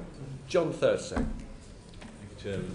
Governor, can I come to you first? I want to ask you about forbearance, which was a completely novel concept to me until I read a very interesting article put out by Robert Peston on the 27th of June. And since when I've tried to find out exactly what it means for us. Could you tell me to what extent forbearance being shown by UK banks is affecting their underlying creditworthiness, and how much is this a problem that we should be directing our attention to? Well, let me make an introductory comment, and then perhaps Don Kohn might want to come in on this, because we have talked about these issues in our financial stability report. So I suggest that you subscribe to I'm sure we'll send you a free subscription to this, so you don't have to rely entirely on Mr. Peston for enlightenment. No, I think I'd heard the words, but perhaps not grasped entirely the import, and that's what I really am. Right, so there's good forbearance and bad forbearance. When the economy is in a downturn, it can be sensible sometimes for banks to say, well, look, given difficult circumstances, we won't press you to repay the loan on the original schedule. We think you're a good business in the long run, but you will need longer to repay. And we're willing, therefore, to forbear, almost effectively, in essence, lending more than would otherwise have been the case, to see a good business through bad times. And that's good forbearance. Bad forbearance is where banks see that they have made losses, for example, on commercial property, which is where our biggest concern would be, and are reluctant to acknowledge those losses. They don't want to put those losses onto their balance sheet and into their profit and loss account, because that would hit their capital. And so they don't recognise the losses by not demanding repayment of the loans, not forcing repayment. And that can be bad forbearance if it leads the bank to give an impression of profitability or its capital position stronger than is in fact the case. And what we wanted to do was to find out how much of these two different kinds of forbearance there was, and we asked FSA to inquire into this, because it did seem important to us that the banks knew more about it, and we did explore that. So I think on the one, for the FSA inquiry, you could ask Lord Turner, and for the FPC's view on forbearance, you could ask Don Kohn. I'll come to the FPC view in a moment. Just what I often get in from my constituents are relatively sound businesses where there is a small drop in EBITDA and therefore a breach of a covenant, and they typically have relatively modest loans, 300,000, 400,000, 500,000, whatever it might be, and find themselves at absolutely zero tolerance from the banks. And yet I read this article and look at forbearance as being a major problem for stability. To what extent is it that there would appear to be one rule for the small companies on the high street that get hammered because they're not that important, and another rule for big systemic operations that need to have forbearance to pretend they can keep going? I think it's hard to judge, which is why we asked the FSA to carry out its inquiry. Shall I ask that question of Lord Turner? Well, let me first of all make a couple of additional points to those which the Governor has made. In assessing the risks involved in forbearance, as well as trying to understand how much is good forbearance and bad forbearance, we also need to understand how much banks have provisioned against a forbearance. Because it's not the case that if you are forbearing, i.e. you are giving the borrower greater opportunity to pay back, that you are necessarily hiding things on your balance sheet, because you can simultaneously forbear and provision extensively against that. So one of the crucial things that we look at in a prudential point of view is not just how much forbearance is going on, is it sensible forbearance, but also what is the level of provisioning against it. That's the first point. The second point is that in some sectors, such as the mortgage market, we are concerned to make sure that we have appropriate forbearance policies, and indeed we have a code of conduct as to making sure that firms don't leap into immediate repossessions at the first sign of problems, and that is good forbearance practice.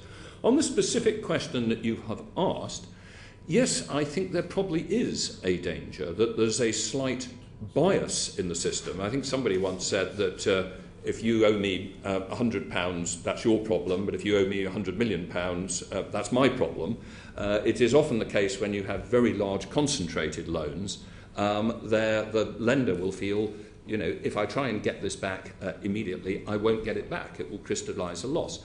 So there can be, I think, in the operation of forbearance, somewhat of a bias in favour of the largest companies. Now, that's not something that we can precisely regulate, and it's true to say that we have, over the last 2 years, significantly increased our understanding of forbearance practices, some of which are organised with banks at a really quite decentralised level. So when we first ask them for details of precisely what they're doing on forbearance, it takes them some time to give us the data. But we have been increasing our focus on this issue and also discussing it within the FPC and the consequences. I'm coming to the financial stability in a minute, but your side of it, as well as looking at the overall picture, is also about looking at the fact that this could be, if banks fail to forbear on reasonable companies, a major drag on potential future growth and recovery.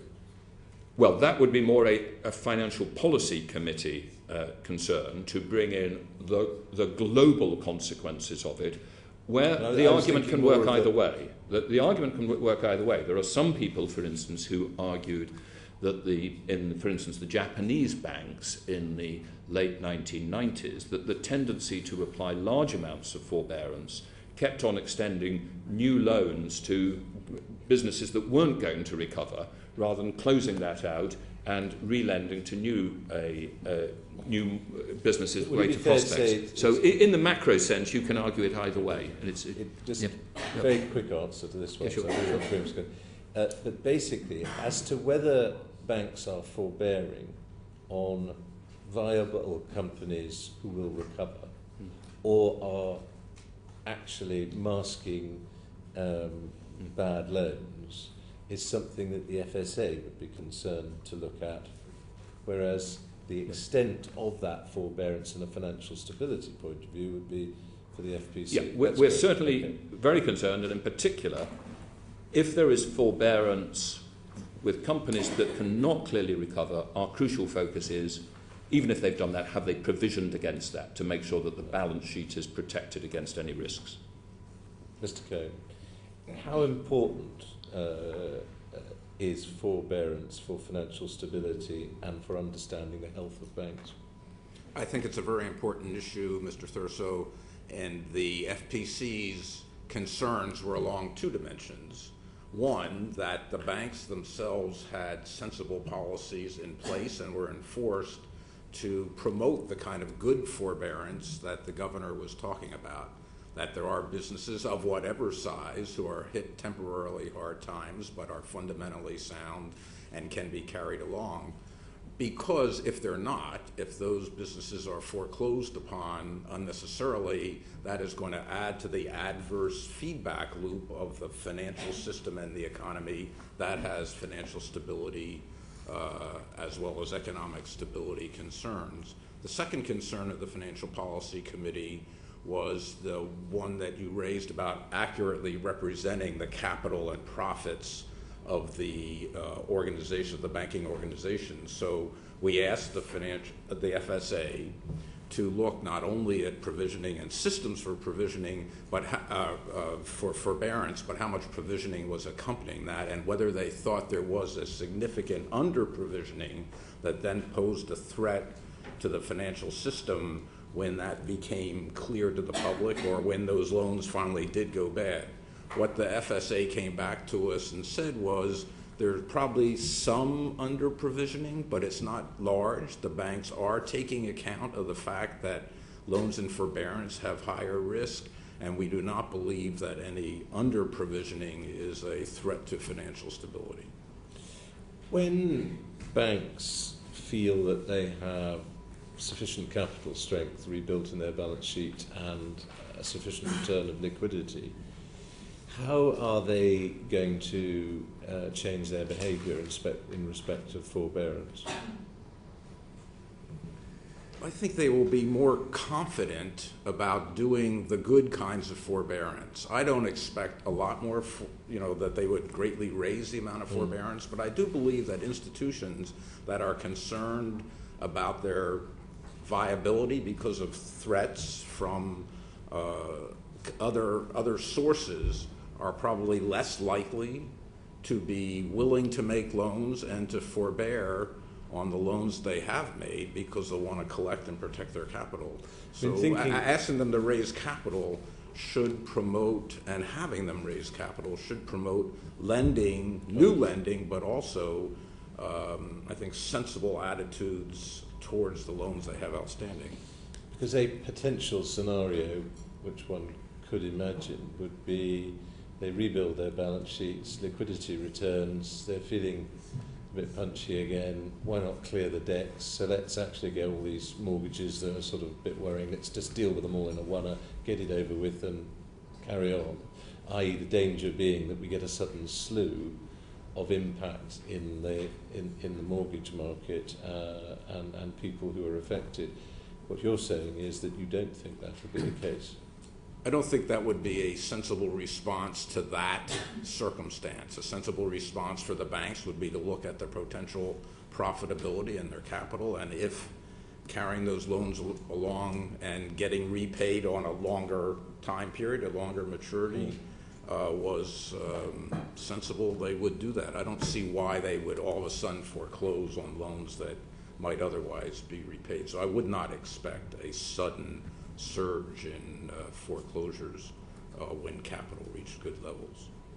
And it goes back to a comment Lord Turner made, I think it was nearly 2 years ago now, about what is the social point of banking, in that if banks are a part of the fabric of society and are actually a part of the instruments of generally a good and civil society, then they will act responsibility towards people who are basically sound, be they in business or mortgage, in homeowners. Whereas possibly a great deal of what we've been seeing over the last 2 years is it might be unwise to rely on that. I think the banks fulfilling their social and economic role in society, which is to channel savings into investment, into loans, where they would do the most good, have the most effect. Hopefully, over time, there's a coincidence of those two things. So I agree that we've seen some horrendous behavior over recent years in which short-term profits have the desire for short-term profits has overcome the longer-term good that the banks can play in society. But on the other side of the equation, I suppose it is in a way, to what extent are you concerned about asset encumbrance? Assets in what? Asset encumbrance. In other words, the fact that whereas pre-crash banks could could borrow unsecured, they're now very largely having to borrow by putting up assets. Right. And one of the factors, for example, if you look at Greek banks, is that they've virtually got no assets left because they've all been pledged. And we're seeing, Europe is seeing 20% pledges. I don't know what the figure is in this country, and that was really my question. It's about 19 or 20%, I think. Which is, in historic terms, is very high. I think the asset encumbrance is something that the Financial Policy Committee is tracking closely, and we've had several conversations about that. The degree of encumbrance is itself, I think, a indicator of how troubled the underlying system is, because banks go to encumbered borrowing when doubts about their creditworthiness raise the cost of unencumbered borrowing. And we've seen upward pressure on the rates that our banks here in the UK pay, even more upward pressure on rates that banks in the continent pay. And as a consequence, they've seen the less expensive way of borrowing is to encumber their assets. But you're right, the more assets that are encumbered, the less space, the less room there is to borrow more through pledging assets. So it's a symptom of an underlying problem that we need to monitor very closely. Can I just add one thing to that, if I may, which is that I absolutely agree with what Don has said. I think what's worth adding is that things would be even worse if they were not able to borrow on an encumbered basis, because then they would have been shrinking their balance sheets aggressively. That's the first thing. The second thing is I think one needs to make a distinction between the extent to which they're borrowing secured in private markets through covered bonds and so on, and the extent to which they're borrowing secured from the authorities. And that's where the Greek and wider euro area problem. It's not they can't even borrow encumbered in the private markets. All of it is coming from the central bank. But you would agree that the inability to borrow unencumbered is having a drag both on their ability to recover Absolutely. and on the economy as a whole. Absolutely. It's a major drag on future growth. Absolutely. I'm in completely the same place as Don about this being a symptom of a headwind to growth, and it's absolutely why the banks need to continue the progress of strengthening their capital. Okay. Thank you. On that point about the Eurozone, Governor, are some of the Eurozone banks so encumbered that they're virtually insolvent? I don't think it should be for me to say publicly whether or not banks in other countries are insolvent. I think there is no doubt. I take that point. Let me rephrase the question. Thank you. That will be helpful. We'll come at this from another angle. Do you get a sense that the markets think that the Eurozone banks are so encumbered that they might be insolvent? I'm not talking specifically about Greece. I'm talking about the heart of the Eurozone, or that some of them might be. Yes, I don't think you can talk about the heart of the Eurozone. I think you have to distinguish between the periphery, in a vague sense, and countries more to the north. Markets are clearly concerned. Let's call that the heart. If you're not in a penumbra, you're likely to be near the romantic central part, things, the sunny part. Markets clearly are concerned because that's why they're not lending. And really, since the middle of last year, what happened was that the ability of banks as well as sovereigns to borrow overseas to finance their continuing external deficits dried up, and that's when there was a serious problem, and they really had to turn to other countries in the euro area to finance those external deficits. And that situation I don't think has really improved since then. And I think therefore that you can certainly see that the degree of market the degree of market concern is such that whether it's unencumbered or encumbered, markets are very unwilling to finance those banks and sovereigns. Mr. Kohn, do you think that the full weakness of the Eurozone banks has been exposed to view? I'm sorry? Do you think that the full weakness of Eurozone banks has been exposed to view? I don't know, Mr. Tyree. There's certainly been an attempt by the EBA through the stress test to expose the vulnerabilities and the strengths of the Eurozone banks. I don't have specific information to know. Do you have confidence in those stress tests? I think there's room for improvement. Have another go. Do you want to elaborate on that? Well, I think clearly the markets didn't have confidence in the stress test. They didn't feel that the stresses were sufficiently stressful, accounted for a sufficient adverse shock that they could then be confident that passing the stress test was there. And the fact that several banks that were said to have adequate capital after the end of the stress test subsequently got into deep trouble further undermine the confidence. I think it's important to have those stress tests have to be very stressful and backed up by the potential for government capital if the private institutions can't raise capital themselves in response to the stress test in order to engender market confidence. And clearly the European EBA stress test didn't do that.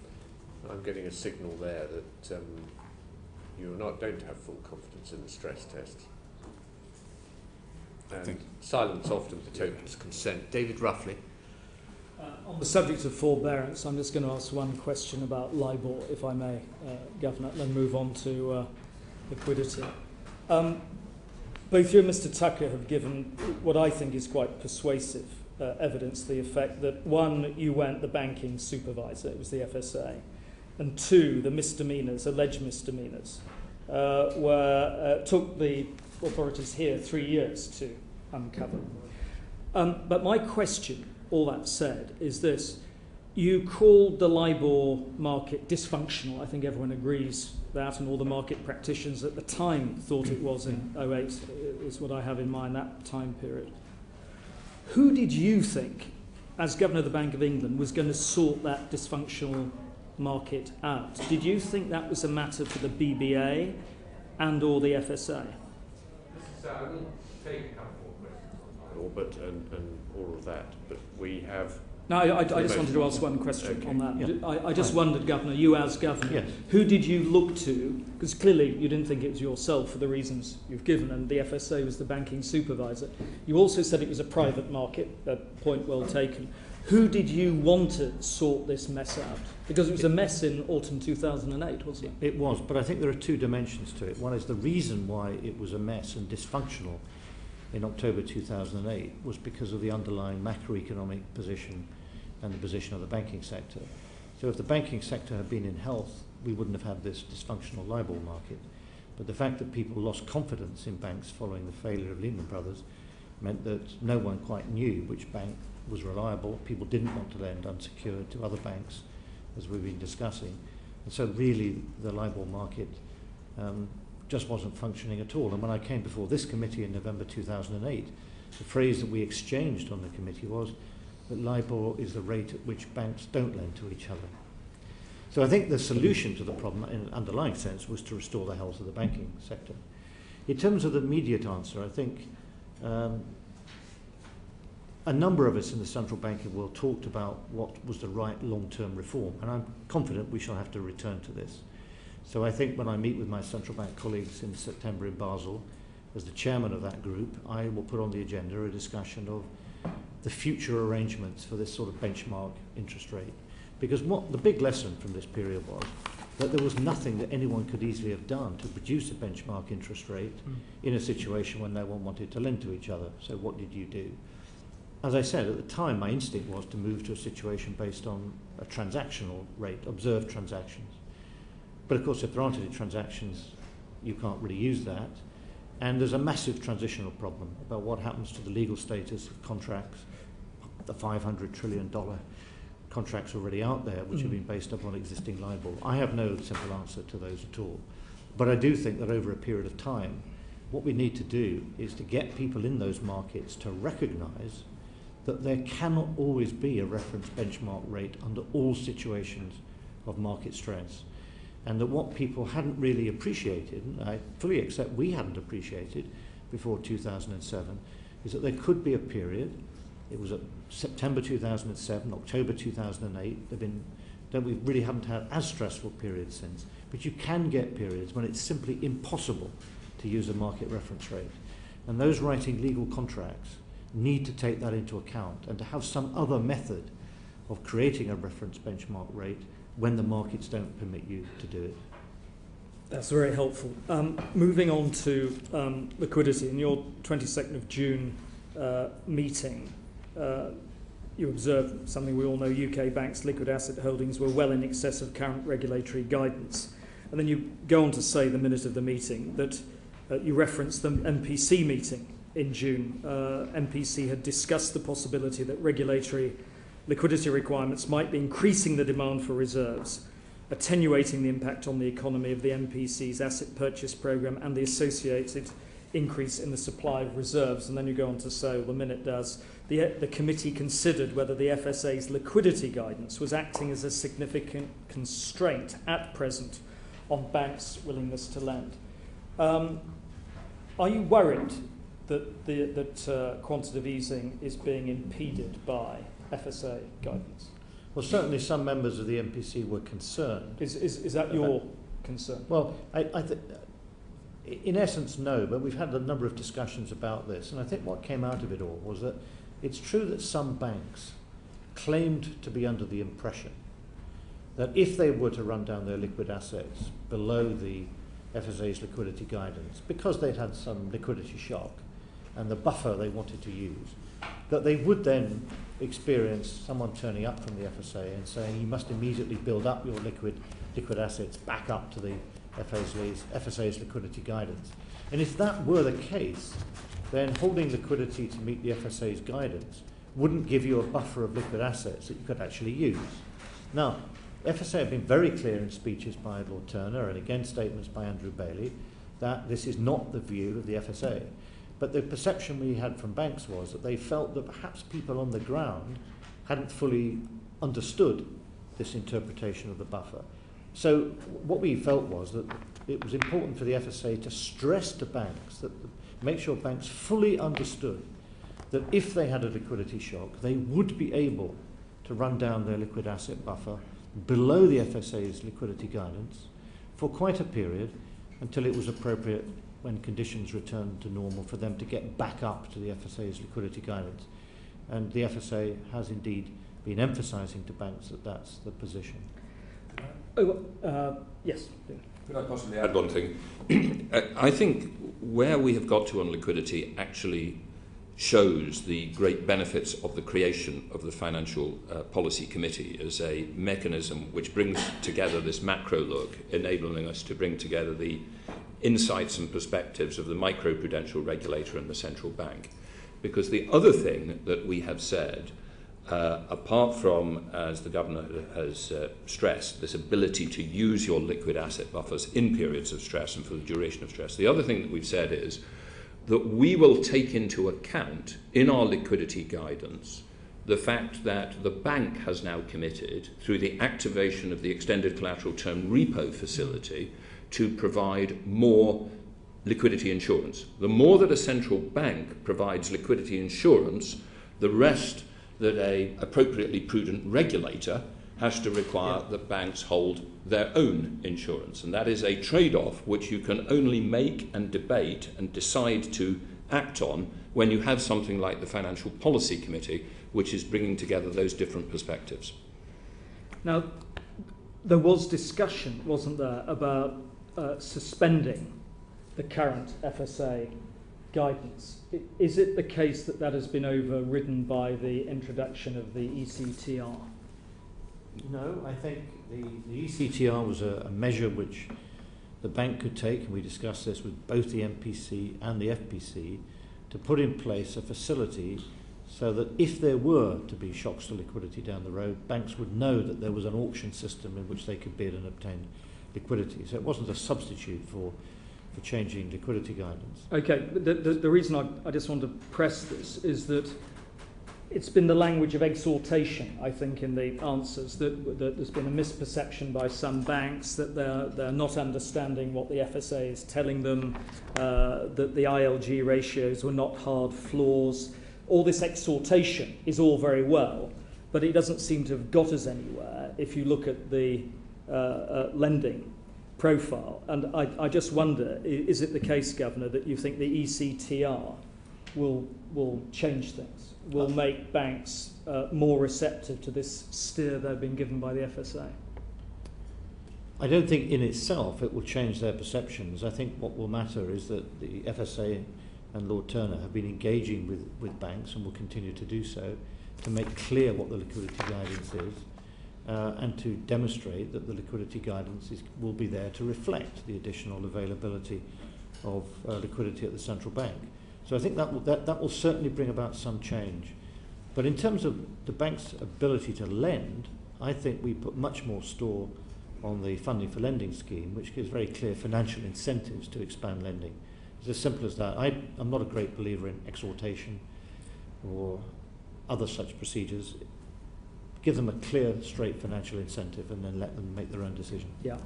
Now, there was a consensus that the FSA guidance should consider ways in which the FSA, might modify liquidity guidance. And in the press conference, Lord Turner, you say that there will be a press release from the FSA which will say that we will adjust our bank liquidity guidance in the light of these improved Bank of England facilities, stressing that liquidity asset buffers can be drawn down in the event of liquidity stress. And that, again, sounds to me a bit like exhortation. Could you just explain what the modified guidance is and how you think it will make a difference? Well, the guidance is, because it's called individual liquidity guidance, agreed on an individual basis with banks and is not a revealed... Microprudential. It's a microprudential, it's not a revealed ratio.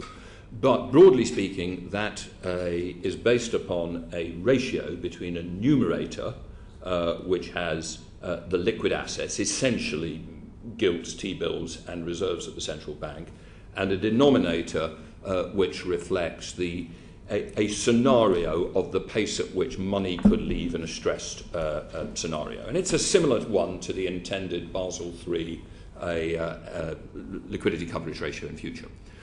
What we can now do is, within either the level of that ratio that we set, or in the actual numerator, we can make some allowance for the pre-positioned collateral at the Bank of England, because that pre-positioned collateral at the Bank of England, particularly through the ECTRO, is now available to get hold of liquidity insurance without any stigma. And we are still working on the details precisely of how to do this, because it's a very complicated issue, and it's actually very important that we work as we will with Paul Fisher, because there are, if you do it in a particular way, that you can create some funny unintended consequences in terms of the incentives to use the funding for lending scheme.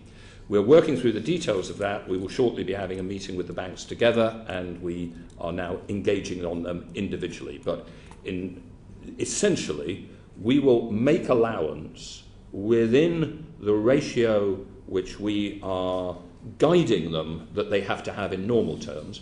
We will make allowance for that, for the fact that they have now very significant amounts of pre-positioned collateral at the Bank of England, which they could use to get liquidity if they needed it in stress circumstances. So you'll be having discussions bank by bank. Bank by bank. Yes. And when do you expect that process? Oh, this will occur over the next few weeks. I mean, this process we are getting on with Andrew. Every bank will know. Yeah, within a few weeks we will have sorted this out with them. Yeah. Thank you. Yeah.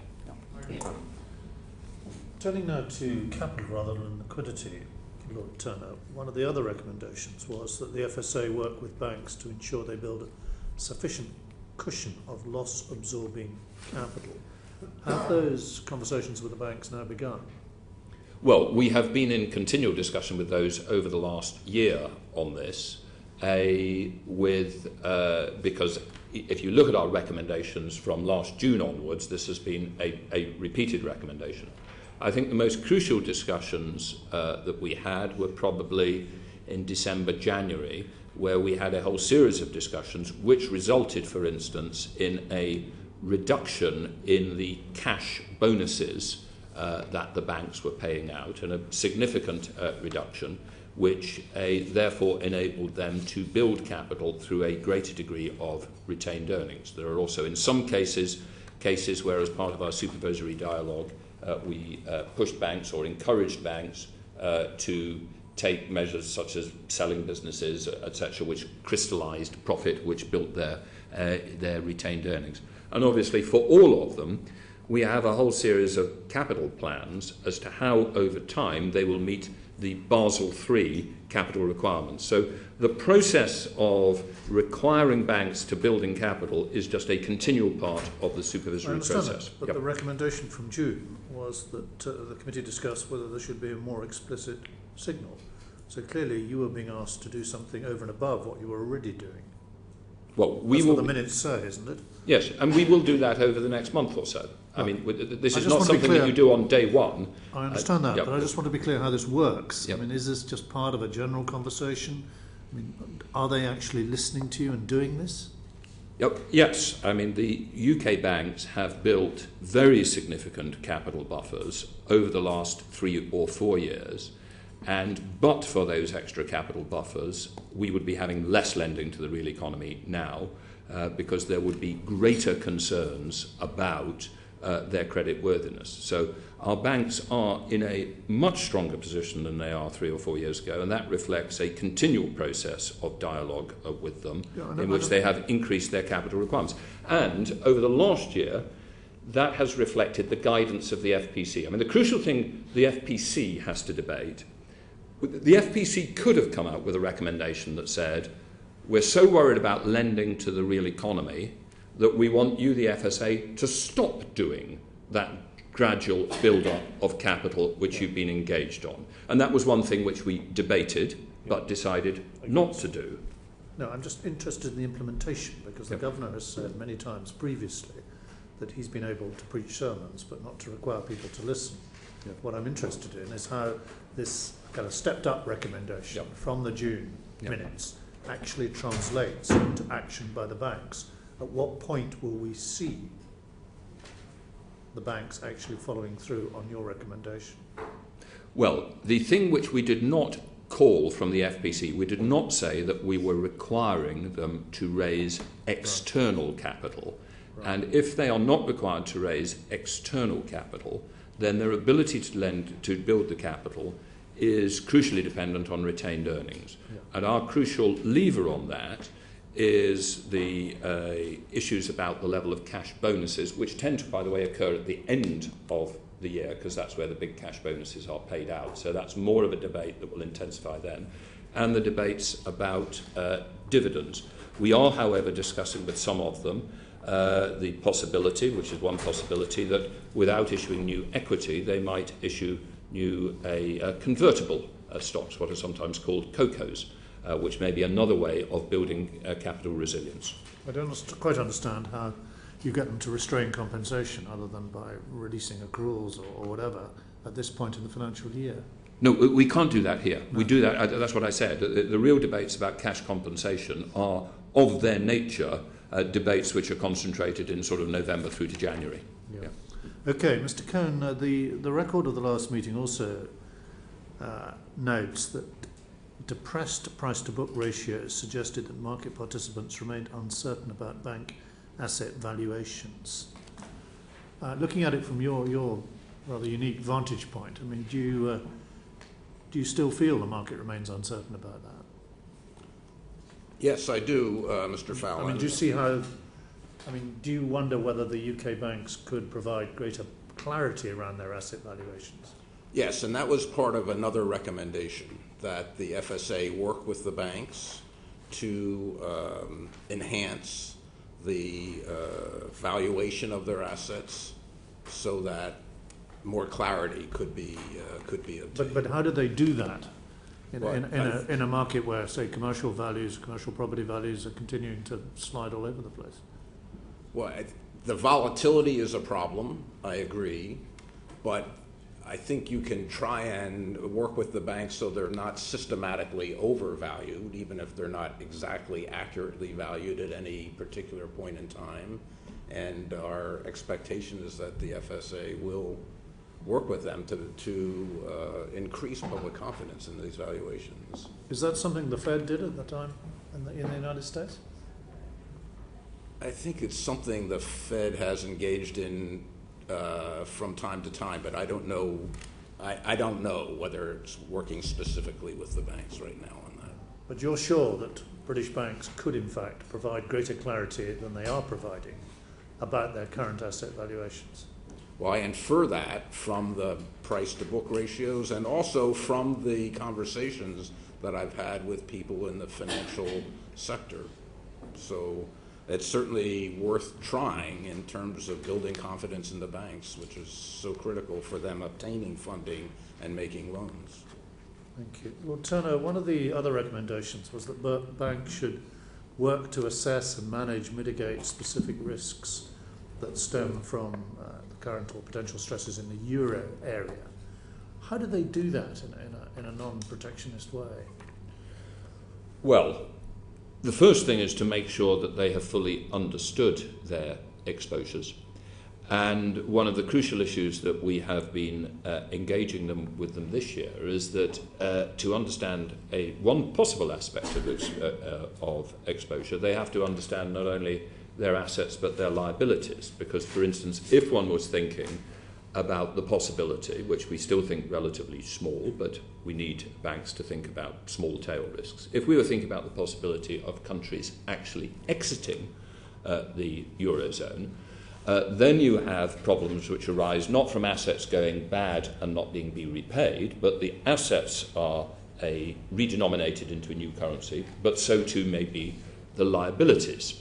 So the first thing, and it turns out that the legal situation in an exit from a currency, which assets and which liabilities might redenominate, is a very complicated issue to do with the legal structure, for instance, whether it's a branch or a subsidiary of your operation in a particular country, and the law under which you have written contracts, and the legal position on domicile of your counterparty. Now, once you understand that, and once you go through the process of getting all that data available, obviously banks have some ability over the time then to make sure that assets are matched by liabilities which, to a greater degree, match that out. So we have had a very significant engagement over the last year on that redenomination risk. We have also, without telling them to reduce exposures, make sure that they look at their asset exposures and they sensibly manage those. And you will see that, for instance, the exposure of the UK banks to the sovereign debt of the vulnerable peripheral Eurozone countries has very significantly reduced over the last year. And I think that is perfectly sensible action by those banks, but under the stimulus of us not giving instructions, but encouraging them to make sure that they have thought about all of these issues. Having said it, finally, of course, there are some things that they cannot get out of quickly. If you look, for instance, at RBS's exposures to the Irish property market, there is really nothing that you can do in the short term to get out of that. That simply has to be managed sensibly over time. A rapid exit from that would probably lead to the crystallisation of losses which would hurt their capital position. So how many countries have you suggested they ought to better understand how to redenominate their liabilities? Is this just Greece and Spain, or is it other? We've certainly encouraged them to run those scenarios for Greece, Spain, Italy, Portugal and Ireland. I think we consider the chances very low, very, very low for at least some of those countries on that list, but I think it is sensible to encourage people to run extreme risk scenarios. And how do you enforce that kind of recommendation if you wanted to enforce it? You've advised them to do this. Well, without the macroprudential tools, which you're going to get, yeah. How do you enforce it now? Well, it's part of a supervisory dialogue. I mean, if we say to them, this is an issue that we are concerned about, the FPC will want to report back on what we have done. You have got to provide us with information. We then look at this information. We say, well, look, there appear to be gaps in your information. We would like you to do more. And we have a discussion with them about the actions they are taking. That is a normal part of a supervisory dialogue, which at any time involves often things which are not instructions. There are some things which are rules and laws. Your liquidity should look like this, your capital should look like that. But there is an ongoing supervisory dialogue of this nature. And where the two are linked is that if the micro supervisors were to be unsatisfied with the things that Lord Turner and you are talking about, then the regulators can say, well, you need more capital at the top of the company to protect you against those risks. So ultimately, all roads lead back to the things where the micro regulators can say, here is something you must do, and that's why the macroprudential tools that we have advised the government to consider giving to the FPC are directed at those particular microprudential tools. Yeah. And aside from, RBS's inherited problem with Ulster Bank and so on, how do you rate their performance in preparing for further stress in the zone? We think they have been making good progress in terms of looking at the issues they face and taking action where it is appropriate, where they have the flexibility to take action. Obviously there are some other situations where they have real economy exposures where it is difficult to move quickly. Essentially, where you have a bond portfolio at a price, you can adjust your exposure relatively quickly. Where you have a significant real economy exposure to, for instance, households or real estate developers or general corporates, it inevitably takes longer to adjust that. But we certainly believe that they are well engaged with this issue and taking it seriously. But if we had a sudden sovereign default, say, that happened much more quickly than anybody expected this summer or autumn, and British banks would be able to cope with it? If you're talking specifically about a sovereign default, the exposure of the UK banks to the peripheral sovereign debt is really quite small and manageable. Thank you. Can I ask about the macroprudential tools just in a little more detail? Leveraging ratios, capital buffers and the sectoral ratios. This is all going to come from the FPC's statement after the meeting on the 16th of March. In terms of the leveraging ratios, it says it was noted that for banks and building societies it would be natural to use internationally agreed definition of leverage set out in Basel III. But the Building Societies Association did note that a single leverage ratio is a crude measure. It doesn't take into consideration differences between business models. They do not believe it's appropriate to apply increases in that single ratio universally as a macroprudential tool, and they suggested a tiered leverage ratio depending on the risk of the bank's business model. Are you considering a tiered model in relation to leveraging ratios? Well, I think in terms of macroprudential and changing the degree of leverage from one year to the next because conditions have altered, then you would simply be asking firms to either reduce their leverage by a certain amount. So if they were in different regulatory regimes, which FSA might have imposed on them, then they wouldn't end up necessarily with the same leverage ratio, but they would all be moving in the same direction. That's the first point. So that's a matter, I think, between the regulator and the individual set of institutions. But the more general comment I'd make is that whenever we propose an idea like this, there's always somebody who comes back and says, well, it may be a good idea for other people, but not for us. And I'm naturally suspicious of that. The great virtue of a simple leverage ratio is that you can't disguise the exposure of the firm by using complicated capital risk weights that may actually have looked sensible when they were initially devised, but turn out to be useless now, such as, for example, applying a zero capital risk weight to sovereign debt in Southern Europe. This doesn't make any sense now, but it's where we've ended up. And I do think that the great virtue of leverage ratios is they get round all that. And they were a much better predictor of failures of banks in the crisis than were Basel capital ratios. I wouldn't dispute that, but I wonder if you have any sympathy, particularly with building societies. They make the point that it's harder to raise new capital given their principal source of new capital will continue to be retained profits generated from within the business. They're in a slightly different position, say, to banks who can do different things. And I'm just wondering, notwithstanding what you've said about... No, and I have every sympathy for that, and I do think that that's reflected in the basic regulatory regime from which they start. The macroprudential will be saying, look, over the next year or two, we think the economy is perhaps expanding too quickly, the financial sector certainly is, and therefore we want to put some constraint on the rate at which the financial sector is expanding. Now, if we felt that this was in the banks but not in building societies, then we could restrict our macroprudential response to banks.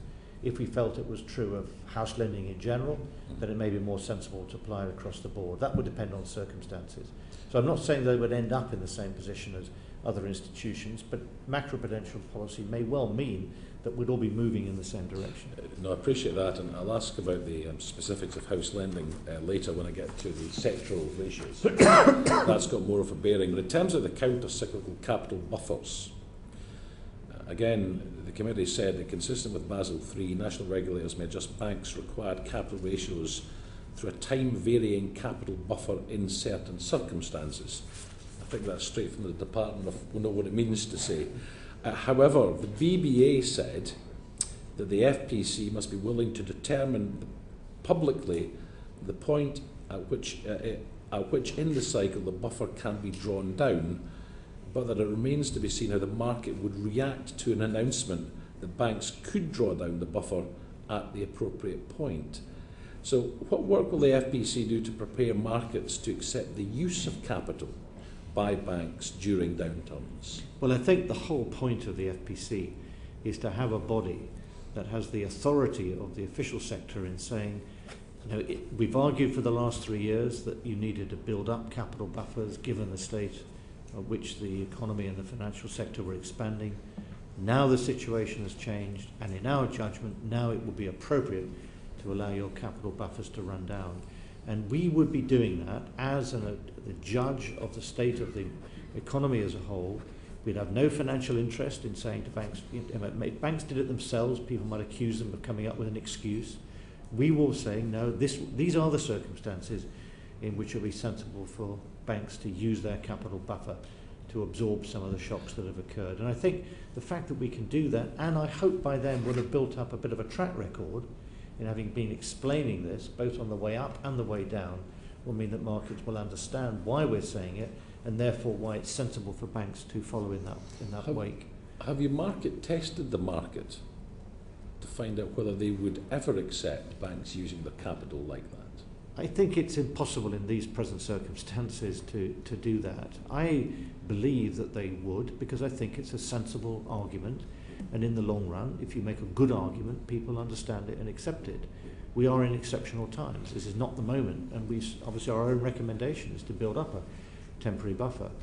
But in the end, I believe that the way to persuade people is to have a good argument, and most people are willing to listen to a good argument. It's interesting because in relation to what was said earlier by Lord Turner, the pre-positioned capital is there now so that when auctions come, when there's a discount window, when there's various repo facilities used, there will be no stigma attached.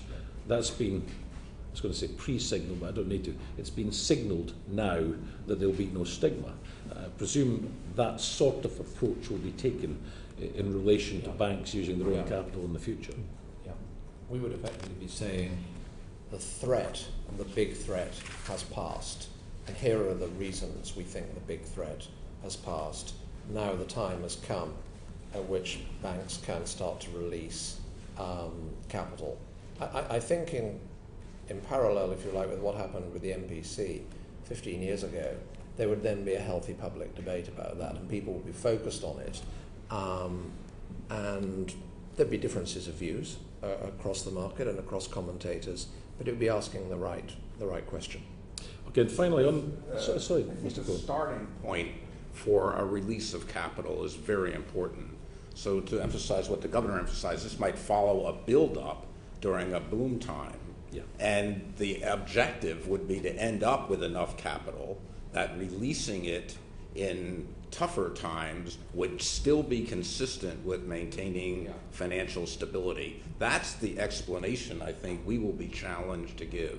Why it is that running down this capital buffer now, even though times are soft, is in itself consistent with financial stability and will promote economic stability. That will be our challenge. I suspect that argument will be met with a deal of political support because it impacts directly on the real economy. However, as an external member, I take it part of your job is to look at what the unintended consequences might be. And I'm sure if you come across some that are not very nice, please tell us. Yeah, okay. I agree. That's my job. One of my jobs. Right, in terms of the sectoral requirements, again, the committee agreed that it would advise the Treasury that the statutory FPC should have the powers of direction to vary individual financial institutions' capital requirements, etc. Again, that's very sensible if there's overheating in a sector. However, how easy will it be for banks or others to circumnavigate the desired effects of changing sectoral risk weights? Could this be got round? Well, I don't know. I mean, it's not obvious it's easy to get round. People would have to misreport their loans to one type of activity versus another. And we would have to ensure that the reporting was sufficiently accurate. So it's clearly the more you differentiate the capital instruments, the more difficult it is. Of course, you can argue it's already there because of the different risk weights on different kinds of assets. So we already have a system where there are incentives to dress up some kinds of lending in one form rather than another. And I think that suggests that you don't try to be too clever about it. You have broad brush differences between the sectors. But I do think, for example, that it's quite difficult to dress up lending for house purchase as lending to small business. And I do think that in that area, if there is an occasion when the FPC feels that there are particular worries about the rate at which lending for house purchase is expanding, that it will be possible and appropriate for the committee to differentiate between that and other kinds of lending. But it's a very reasonable question to ask, which is, can we be certain? And the answer is no, because these are instruments that have not been used for very many years. And I don't pretend, this is not like setting interest rates or even doing asset purchases in our current monetary policy, which are well tested and understood instruments, albeit with lots of uncertainty there too. But this will be a new initiative, and we will see how it works. And I think it's worth the effort to try and make it work, but we will be learning as we do it. There'll be a great deal of learning by doing it. Sorry, Lord, just on that, I agree. I think this is worth trying. I think it's quasi-monetary policy. I think it's got a lot of merit. But you mentioned mortgages and small business lending, and that's really going to be at the heart of this, because the first overheating where you want to make a change will be in mortgages. The first area where you think there needs to be more will be in small businesses. How will the FPC, the bank, the regulators cope with the inevitable scare stories about mortgage rationing or small business funding rationing? Because you can see these stories coming a while away. Even if this is done for exactly the right reasons and done properly and is successful, those stories will emerge. Well, for 5 years we've had lots of scare stories about all kinds of policies. You get used to them and you end up just doing what you believe to be the right thing. Just one final question. In terms of sectoral ratios, could this also be geographic? I mean, if there was overheating in the southeast of England property market, could these rules be flexible or focused enough to deal with a geographic sector as well as a business sector?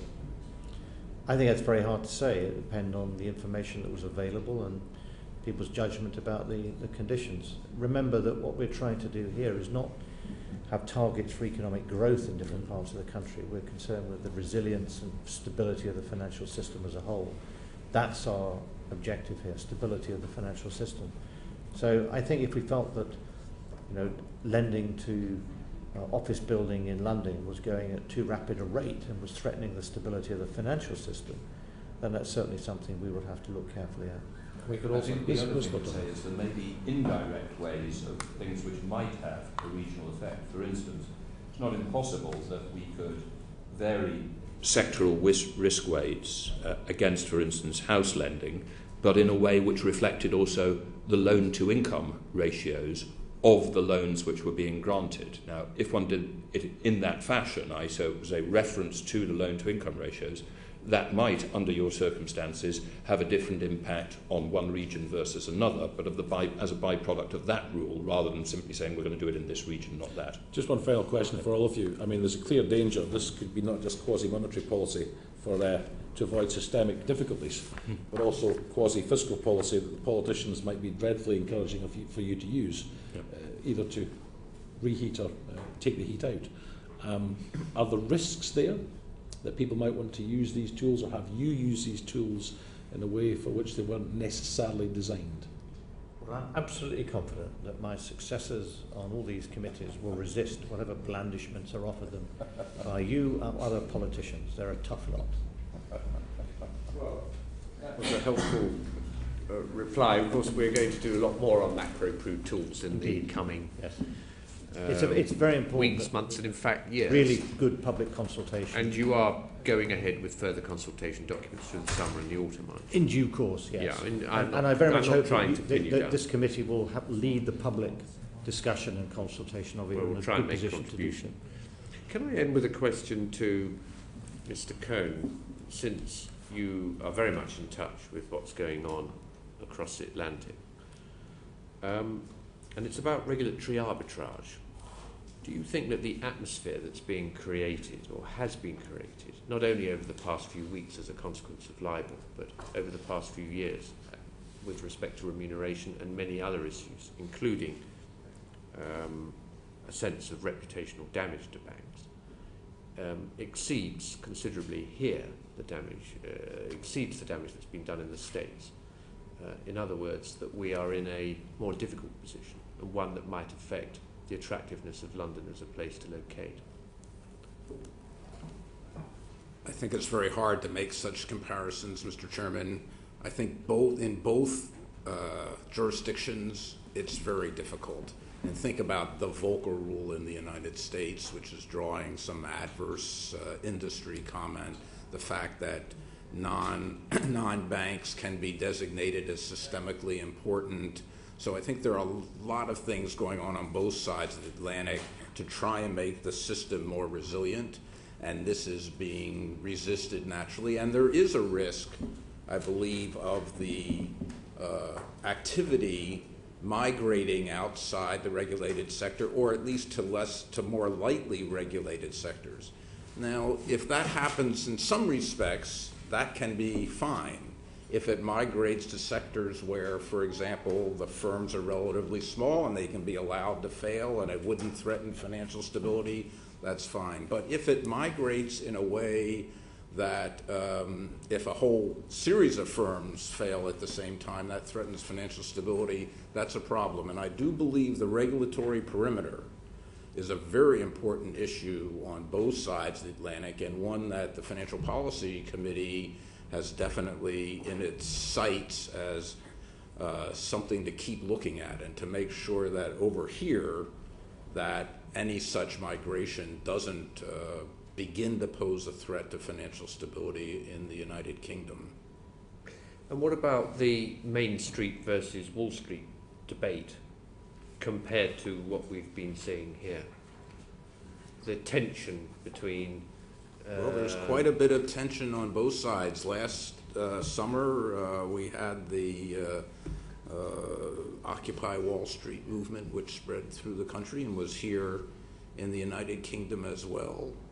I think the banks on both sides of the Atlantic have need to rebuild public confidence that their pursuit of profits is consistent with and conforms to the public good, that they are allocating capital, using savings safely, and not exploiting a particular advantage, exploiting to take advantage of others, and they're doing so in an honest and upright way, as has been raised in the LIBOR thing. There's a long way to go. Both with respect to what you described as the perimeter issue and with respect to the reputational issue and the relationship with the real economy, you think that the two financial centres are in broadly similar places?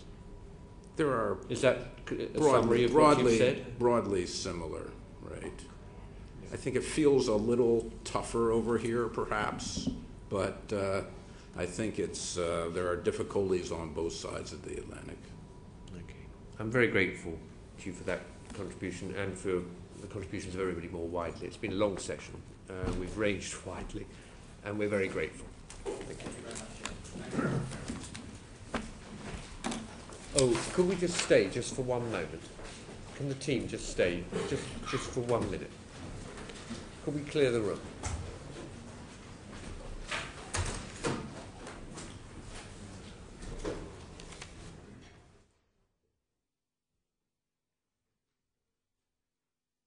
Portcullis House, line 4, the Wilson Room.